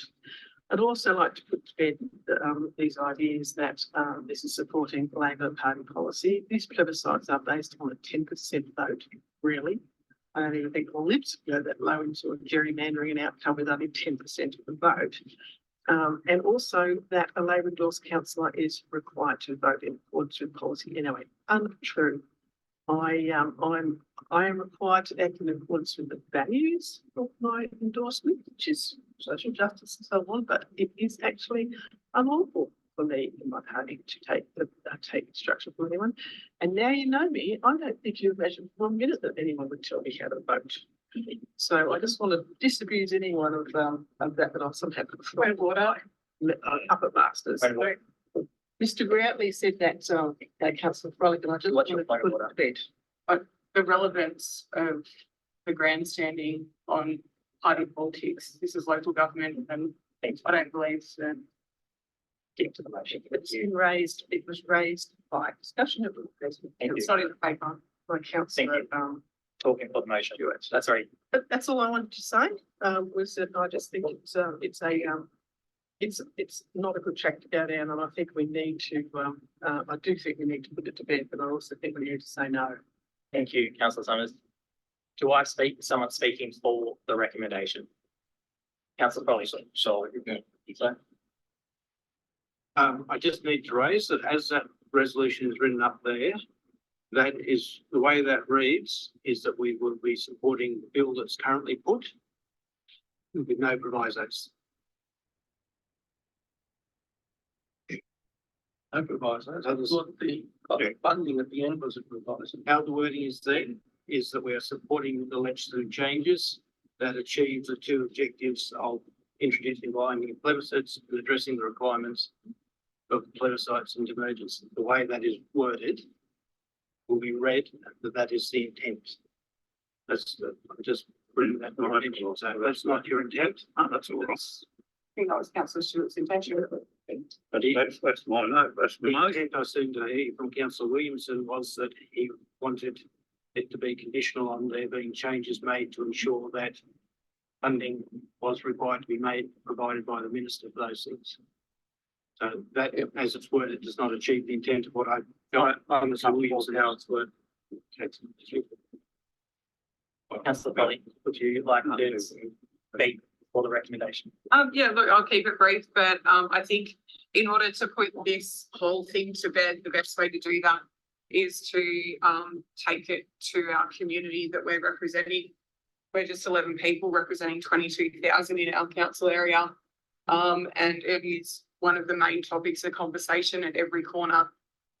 So I think a plebiscite next September to make each and every voter provide a yes or no answer as to their stance on the subject will allow for us to be able to put the whole story to bed once and for all for us to move forward. So yeah, I'm happy to support it. Thank you, councillor. Can I just confirm, sorry, CEO, this motion is not approving us to go to the next election. No. The local government election to do a president. Not letting them have No, their. it just puts us in a good position by supporting it. I think that it is a next step closer to. All right, thank you. We can bring that back next to Lydia. Don't worry about it. So this is supporting the legislation. If the legislation comes into effect, there'll be, if there's a plebiscite and that plebiscite is approved by 10%, then the minister determines and sets when the plebiscite.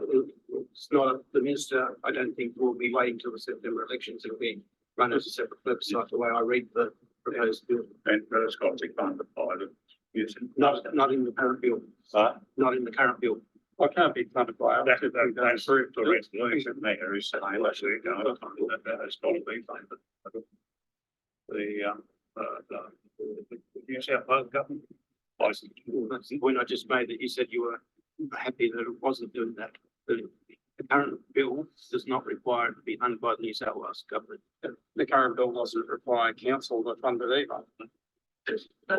We're subject to the New South Wales government. But that covers any issue for councillors that we can't move forward with the pleasant side of the west because we get an undertaking that is being covered by the New South Wales government from here. I think it will great insurance. It's not going to cost council any money. The requirement that the binding pleasant rights and the must be funded by the New South Wales government. That's in the resolution. I don't think I just think it's all intertwined with my point of my statement. Thank you. Do you want to clarify anything or? I'll just, again, Yes. the way that that is worded is to support the proposed legislative changes which achieve the objectives that are there. The proposed legislation does not achieve the objectives that are there. But that's not what you have on your screen as the proposed resolution. Is not to ask for the legislation to be changed to ensure funding is by the New South Wales government. What is on the board there is a motion to write supporting the proposed legislative changes as they are. But to clarify, I may, Yes. what we are actually going, if this is accepted, we are going to write to the minister supporting legislation based on conditions that don't actually exist. Is that right? Because we're going to support the legislation on the condition that the funding and all the costs are met by the state government, but that's not actually part of the legislation, which we're being asked to support. That's correct. Right. The legislation equally, as I understand it, does not say the council will meet those costs. Sure. Right, so if we don't vote to spend money. Oh, sorry, we have can't spend the money. No, the minister can surcharge the council. Same as the virus, can you just put it in the unit? I'm just watching the debate So on they the, can council motion about. impose costs on the council. So I can't Um, come down. Take it on saying if the plebiscite Thank was successful and the demerger was undertaken, it would be up to the minister to could determine what the costs are at the council's expense. Right. They can do that on anything at any point, they can't they? Yes. Right. So unless there's legislation that says otherwise. Thank you. There's Someone, question or talking, speaking against the motion? So Speak. what's more clarification, Yes. when I read the report of the executive officer here, chief executive here, we talk about the numbers. We're looking at 10% across our local government area, looking at about 2,000 people. Now, those 2,000 people have to be in one area or two areas or three areas. one area. Well, I see this by the report. So if you get 1,500 out of, say, Cooma and you get 100 out of Bombala, the whole lot's a failure. Is that right? Because we're dealing with three lots of people that merged, not just two. But That's why it's got to I be find it 10%. confusing. You know, former council. Yes, area. that's correct. It's going to be. That's correct. Yeah. So you No, can't it's actually going to be 10% of the former Bombala. a former Okay. area. Yeah. Bombala, what about the other two? All those formal areas also. So then there's 10% there and there's another provision for the rest of the area. So I think that adds up to the total 2,000. Yeah, but if you get 10% out of two areas and not the third area, that's Well, you know, What happens? If any particular former local government area, 10% supports it, that goes back to that former council area. So if, for example, there was a plebiscite in the former Bombala and they agreed to demerge and one in Cooma and they agreed to demerge, you'll be going back to the three former local government if areas. you had 10% in Bombala and you didn't have 10% on the other two. Then Bombala will go back to its former areas and the other two will remain merged. So that's getting confusing because when we did merge, Wait, one question at a time. That's okay. I'll come to you, Councillor Williamson, Councillor Beat. well, that's where it's As we confusing. move into committee, please. Oh, I was seconder.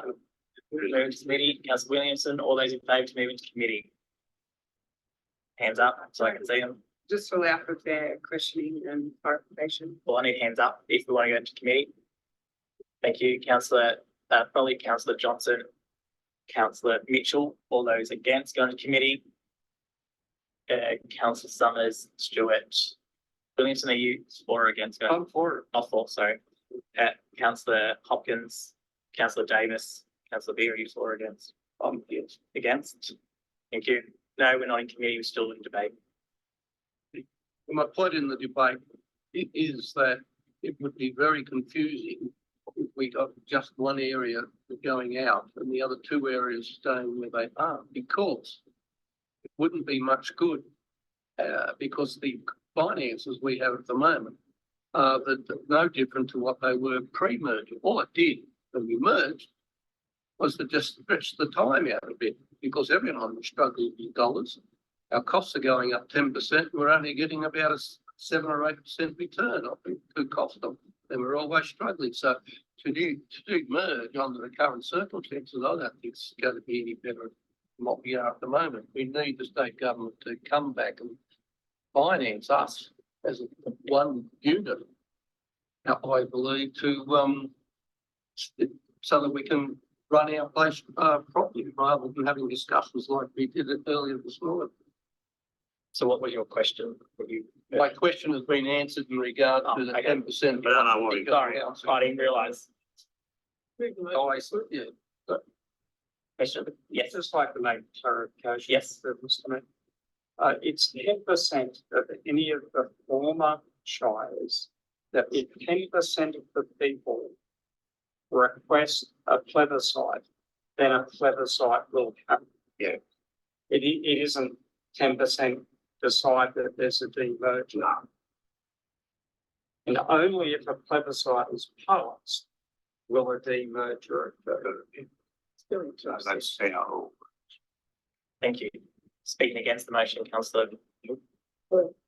I'm speaking against the motion is, as we have quite often said in the past in this room, that it's perspective, it's the community's perspective of what's happening. And at this stage, we have done a lot of work in trying to make this amalgamation work. We've got a new CEO who's down that back. And I think that if we started to move in this direction, I just think it undermines that work. And so I think we should be staying with the way we're going. And if the motion gets up in state parliament, then maybe we can look at it again. But at this stage, I think we need to support our staff in their direction, which is an amalgamated council, and that's how we should be going. Thank you, Councillor Mitchell. Anyone speaking for the recommendation? Right. Yes, I haven't got there yet.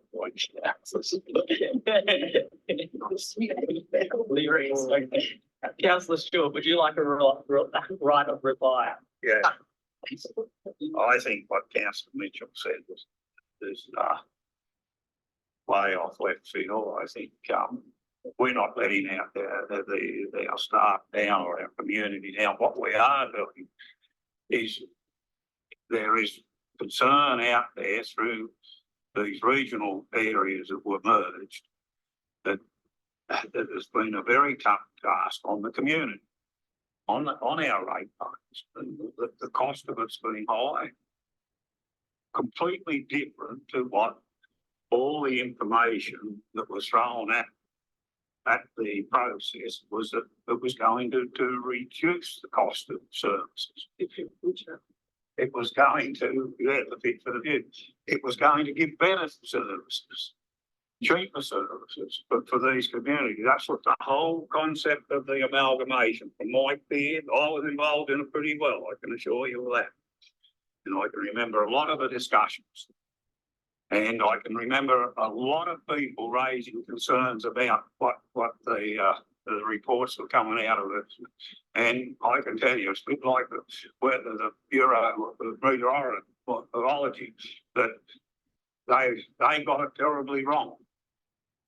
Now, if we can, and in the future, and the communities want to have a go at Pleasant Site, it's up to the community to see whether they want to go down that path. And it'll be a big challenge. I'm not saying I've said that to the people down home and that way. And I don't know which way they'll vote, but be open be fair to the community. Don't think we're the smartest people in the world. We're there to help the community. This is only a political response to see whether these communities like Sherman and Tumbarumba and the Hills area, Hilltop area and Gundy, there's concern out there for these communities that had concern. We shouldn't be frightened of this to put it out, to go down a path of giving support to see whether if we can turn it around, if those communities want to go back there to give themselves better services, we should do it. Don't put your head in the sand. And don't be afraid. The community will be the smartest. They won't turn around. If we're delivering the good outcomes, Council Mitchell, that you said we were, the community are going to support that. I'll guarantee you, and I don't know which one, but I'll guarantee you they're not fooled. And I'd have to go back to Councillor Williams.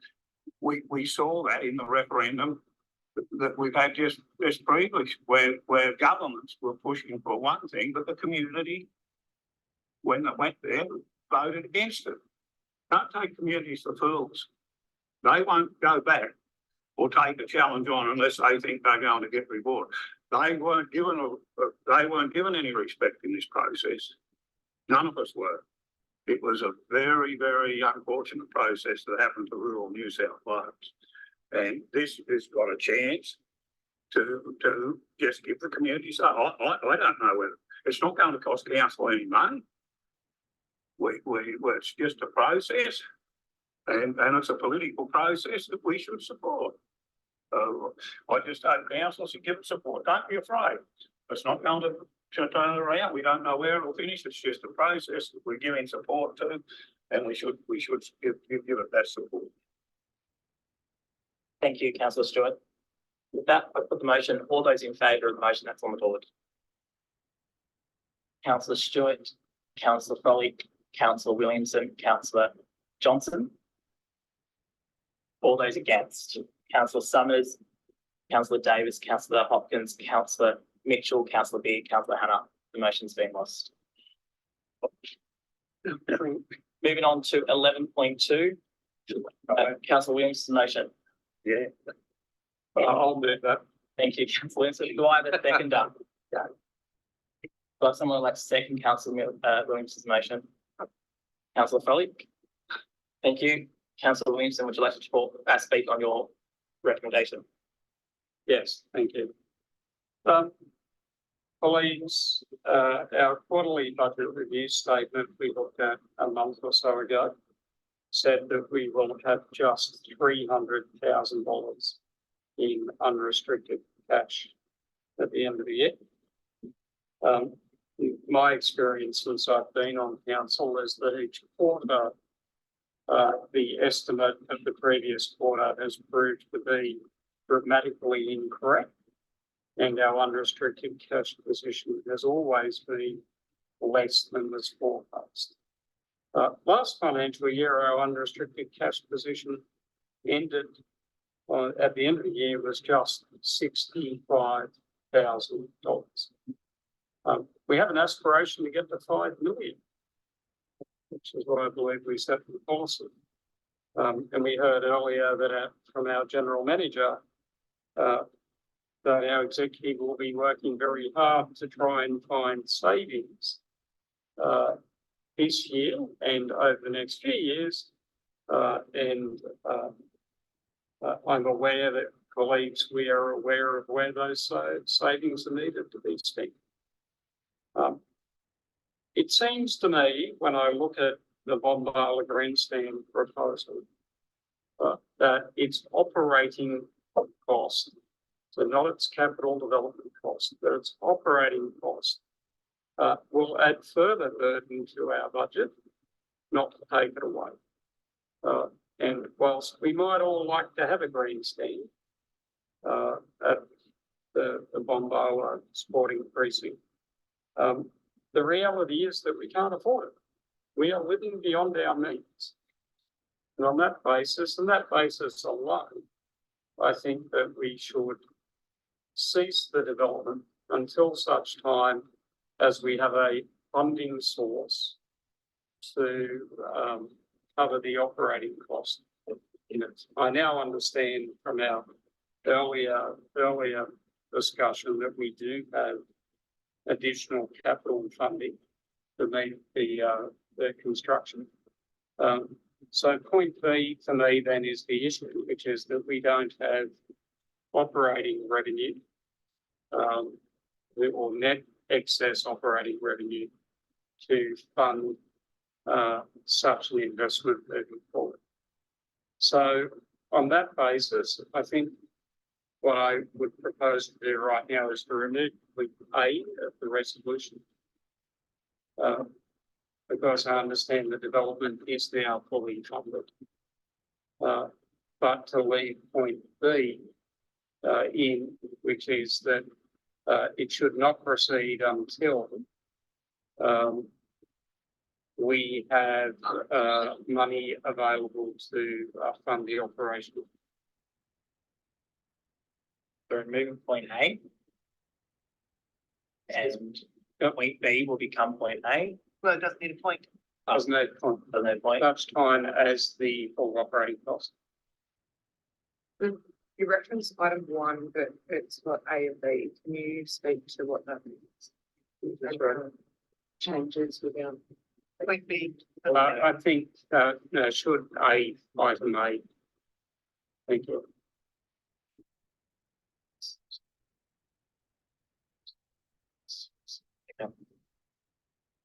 Thank you, Councillor Williamson. Do I have a speaker against the recommendation? Councillor Davis? I can understand Councillor Williamson's motion. However, you're 14 months too late. This program or the work that's been done on this grandstand has been heavily discussed 14 months ago. The grant funding's also been there for four years under the Strengthening Country Communities grant funding. The 355 Management Committee and also the Project Engagement Group have been working really hard in regard to this project.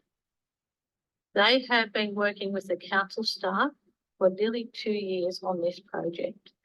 And to put this motion up at this time, when we have funding to actually make it full ability access, is just nonsensical. The other thing is, previous put in for funding grants, the 355 committee with council put in for the funding grant. If we deny communities the opportunity to do this, we deny the opportunity for them to improve their assets. Yes, I understand it has a cost, but the Bumbala Sports Ground facilities, or the showground, as often called by the community, is run by a 355 management committee and run pretty tightly. It's probably the best 355 management committee we have in our council area.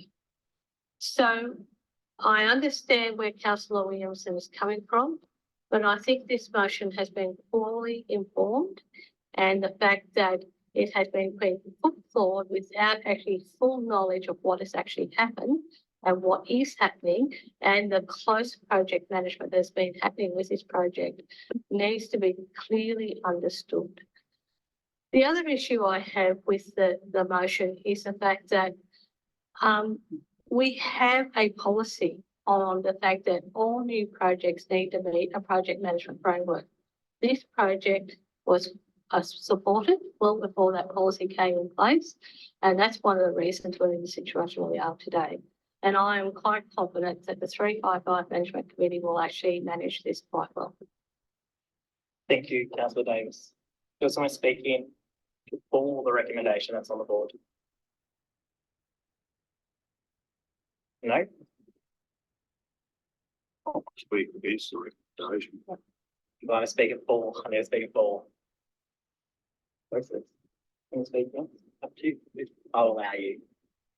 Go for it. Councillor Stewart, you can speak again. Well, I'm not. I Also, want to endorse Councillor David strongly on it. This would be just a tragedy if council votes for that recommendation for the community down in Bombala, for that, committee. As Councillor Dave said, probably one of the best committees that council's got to looking after their assets. Go down and have a look at the showground down there. See what it costs us. We hardly pay any money. It's all done by volunteers. They've worked hard to get this. They picked it out as priority. And here we are, we got the money. And we're going to knock it on the head. Oh, councils, don't do that to us. If you want to get 10% to vote against the bloody plebiscite, if you vote this down, you'll certainly get that down here. I can assure you of that. So, unfortunately, I don't know. I respect Councillor Williamson highly in his financial ability, but this is community. You're talking very small running costs, will be even smaller under a 355 committee out of Bombala. I can guarantee you that. So, council, just don't vote for this. Thank you, Councillor Stewart. Similar indulgence, please. Sorry. Similar indulgence to speak, Gary. Very quickly. Yes, Councillor Sun. Agree with Councillor Davis' description that's nonsensical. And I think if there's one community in our area that can kill that current council and contribute or make a good job of it, it's Bombala. They will have their shoulders to the wheel and they'll make that grandstand sit. Thank you, Councillor Summers. Councillor Wilson, would you like a right of reply? No, thanks. Thank you. I put the motion. All those in favour of the motion that is on the board? Councillor Williamson? All those against? It's going to be long. Summers, Stewart, Colleague, Johnson, Davis, Hopkins, Mitchell, Beer, and others. Motion has been lost. Thank you. Moving on to 11.3. Councillor Davis's motion. Councillor Davis, I take it you would like to move the motions. I'm putting forward this motion to invite the. Sorry, I just need a seconder. Sorry. Second it, Councillor Stewart. Thank you. Councillor Davis. So I'm putting forward this motion to invite the member for Monaro, Steve Bond, and the member for Eden Monaro, Christy McBain, to meet with council at the earliest date available in 2024 and meet again before June 30, 2024.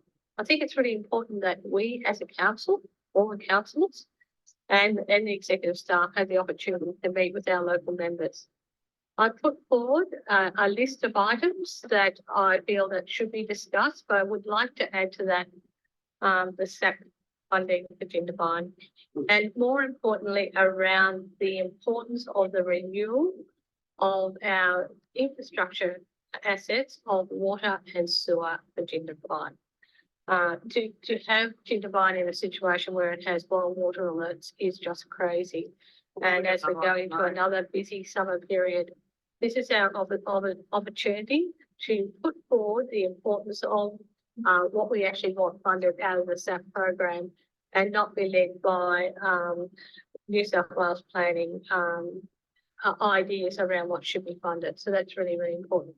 So and the other area I've actually noted there is aged care funding, and we can have a detailed discussion with our member for Eden Monaro, Christy McBain, and have that very honest discussion about where we're actually sitting. So in light of that, I think it's really important that we have these meetings and we have them at the earliest convenience. Thank you. Thank you, Councillor Davis. Do I speak that someone's speaking against the recommendation? Councillor Hopkins. I'll speak against it, not because I disagree in essence with what is proposed, but I feel it's unnecessary. And if it is indeed required to be a motion of council in order to set up a meeting with both local and federal member, then something is going wrong. I feel meeting with our members over any issues should be business as usual, and I'm really surprised that that we need to wait for a meeting, put up a notice of motion, list the ideas, and make it a recommendation of council in order to contact our local members. So it's almost a dangerous precedence that we're setting here. So whilst in a sense I think this is a fabulous idea, as a motion I think it's unnecessary. And I can't support it as the way moving forward. Thank you, Councillor Hopkins. Do I have someone speaking for the recommendation that is on the board? Councillor Beattie. I speak for the motion because the number of subjects that we've got here, including the fourth top one, for example, can be raised with both the politicians. I haven't seen the local member down here for ages in this particular area, and I think we have to stir the pot to actually get them down in this particular area so that we can raise these issues.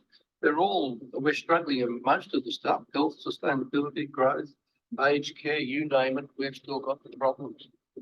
And I think it's a start to actually hit the drum. Thank you. Sorry. Thank you, Councillor Beattie. Do I want someone speaking against the recommendation, Councillor Kelly? Yeah, just following on from Councillor Hopkins, I do support what she has said already. I think that it seems odd to me that we need to bring a motion to council in order to give us permission to contact them. I've got both their contact numbers in my phone. I could call them any day. I do wonder, has this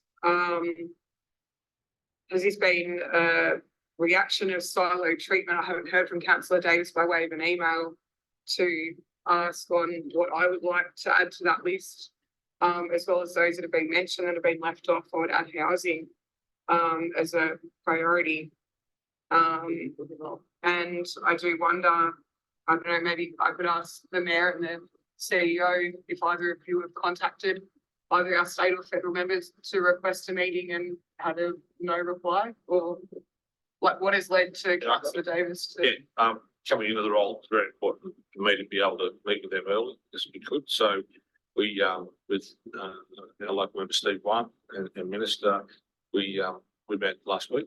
So we had an initial discussion, just to introduce ourselves. It was good to reacquaint each other when he come down from the sports hall opening. So we had an hour and a cup of tea there just to flag a whole range of things that I'd like to speak to him. Most of this is there, and that we would have an ongoing relationship, obviously, for the betterment of the community. So that was a really good positive discussion there. And also reached out to Christy McBain's office, and Christy was down for, I think it was an event in the park, I can't remember which one. And Christy and her advisor called in for a quick cup of tea as well, and it was just an introductory chat. And so we look forward to setting up discussions in the new year. And they were keen to do that on an 8-weekly basis with me, the Mayor, as the council is required. So not when I say the council, I mean through the CEO and me. So I took that as a strong positive. I think it's critical that we work very collegially with our local MPs. At the end of the day, they oversee a lot of funding and projects. And I just want to make sure that in my first month, they had an opportunity for a chat with you. Thank you for clarifying. So I guess in closing of my statement, I just think this motion says to the broader community that we don't have a healthy relationship with our state or federal members, which you've obviously said to the contrary. Well, I didn't get that view in our introductory chat. Yeah. So I think that, the motion is unhealthy in nature, and I don't think that it is a great precedent moving forward for us to need a motion to speak to our local members. Thank you, Councillor. Someone speaking for the recommendation, Councillor Stewart? Yeah, I'll speak for it. Just in that, I think it's probably not a bad idea to be in contact with Steve Christie and to get a date forward and could relay it back to us councillors if they'll be here in town, or if you want to come and meet with them. I think that would be a positive. So council, not just having on it, don't want to take it away from the Mayor or the CEO, but I just think if we had a relationship that every 6 months or 3 months there was a date that it could be arranged, that either Steve could come down or Christy could come down, that all our councils knew, that could be sent an email out that look, Steve One will be in town at the council chambers with from 2 to 3 or something. If you'd like to come in and have a chat, or we can still ring him up. We all got his number. But I still think it's not a bad idea that we do, that I think it can engage us, the councils, in with those members, which I think would be healthy. I can't see where it wouldn't be healthy. I'm not saying we've got to have monthly meetings with them, but I think having a date that an email was sent out to all councillors that, you know, You propose an amendment to the motion to say that. no, well, that's what that's more or less saying. I thought that that's how. Want to set up a regular thing that could be a motion? Well, I'm quite comfortable with that motion, that if it was handled in a sensible way, it could help, it could be good. The CEO knows that we're 3 weeks out that Steve want to be coming down and said that if Steve's happy to meet with the councillors at the council chambers or wherever, that you can go and meet with. We've got openings and that to go to if you want to go to them. Right, and I'm pleased we'll hopefully have another opening down for the Bombala Grandstand. So, when that's complete, but anyway, councillor Williamson, I hope we got down to it. But anyway, no, I did say that, So you have nothing. But anyway, no, I think when council, no, that won't hurt. I don't think there's anything too sinister about that. I think it's just a process that we should probably try to get involved with. The letter from the CEO to say, you know, we'd like to arrange a 6 or 3 monthly meeting or something, you know. That's what I should say. That's what should happen. So yeah, so that's what I think is probably important. Thank you, councillor Stewart. Do I have a speaker against the recommendation? Councillor Williamson. Thank you, Mr. Mayor. I've been sitting here vacillating as to whether I support the motion or not. I think we desperately need to engage with both of those individuals. And there's a few reasons why. So the reasons that people have enunciated today, but also the fact that others are meeting with them. You know, I'm mindful that the Ratepayers Association are having meetings with state parliamentarians, for example. In fact, the president of the Ratepayers Association called me yesterday to say that he had met with Steve White. So there's discussions going on that all the time between different groups. And we have a broader remit and we should be part of that game. But I'm also mindful that those two individuals are Labor Party politicians, and they obviously get the view of the Labor Party, I presume, percolates up from locally. But as you would know, if you're around the chamber, we're not a Labor dominated chamber. And I think we need to make sure that the rest of the community's views are represented as well. That said, I'm really quite gobsmacked that it comes to a motion to get this to happen. I think it should happen. If it isn't happening, then I would simply encourage the general manager and the mayor to get on the phone and get a meeting going. I don't mind if I attend. I'm happy to attend, but you know, get meetings in the diary where you can attend. You know, you know the issues. You don't necessarily need all of us there to make that happen. So with that encouragement, and I guess recognising the importance of it, I am going to vote no for the motion. But please get out. Thank you, councillor Williamson. Speaking for the recommendations. Speak for, but I want to preface with a question, please. Sure. The static dates there, what happens if they can't abide by those requests? What do we do?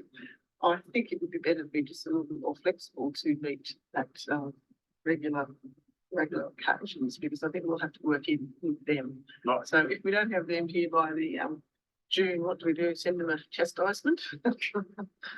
So I put forward the June 30 date because knowing that we will be going into caretaker mode, and also the fact that we will have full understanding of what our budget's going to be going into the new financial year.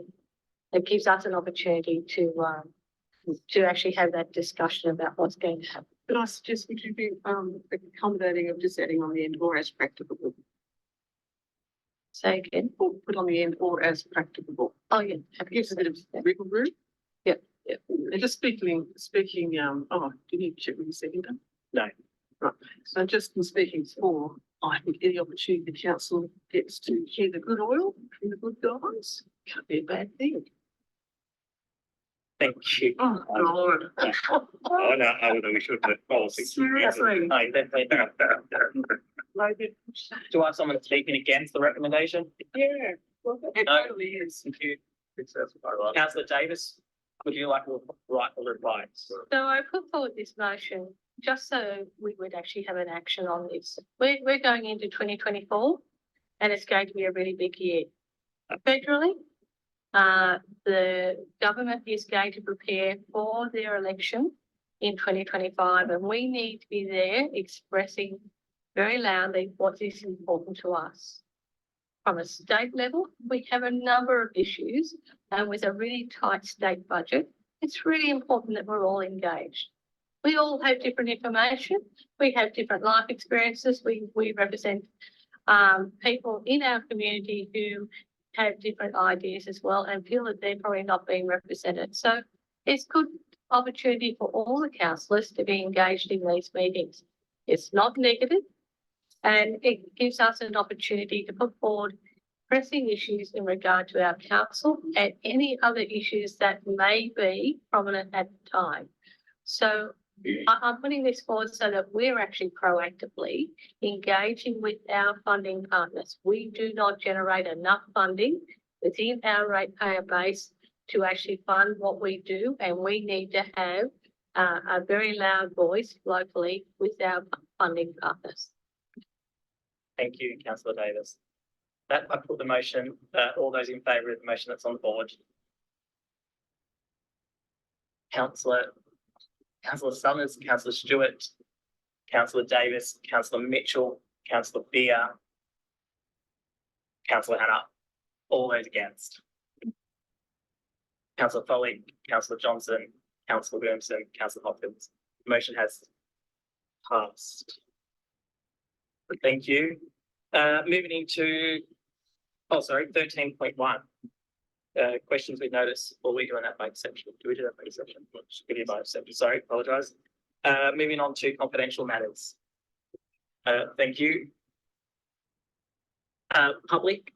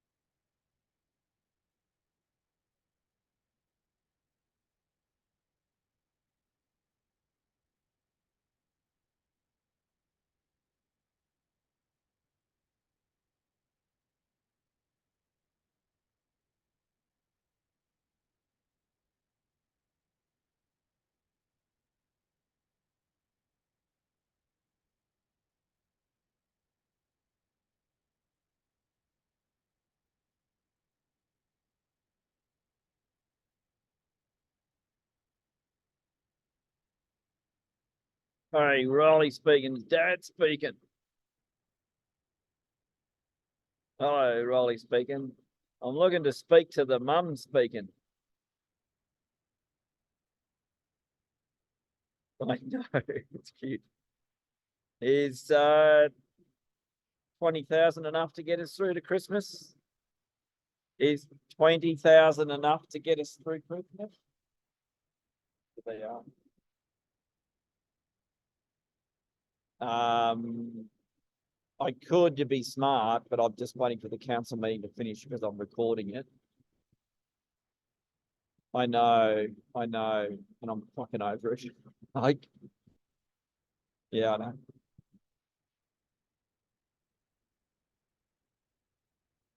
Yeah, sure.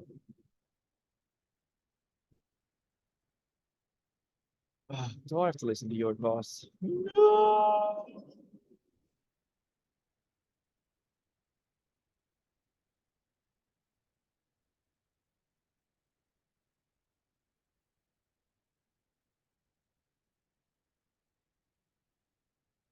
I know. Well, let me just, it shouldn't be a problem. There's another batch of, x-rays, but I'll just say it's too fucking good. I don't want to drive from home and then the box disintegrates. So I think it's still meant to rain, so I can put that on. That's fine. Yeah, there's 3 more boxes of x-rays. I was going to swap them for the dry cell battery. I've got 5 pallets of dry cells, but I've only got until midday. So, well, I've got to go to Jack's now and get the pink slip on the fucking ute. So I'm going to go and get that done quickly. Yeah, I've rung him and he's fine, but he's leaving soon. So I'm just about to slip down. Meeting's just about finished. Yeah, fuck him. I don't care anymore. All right.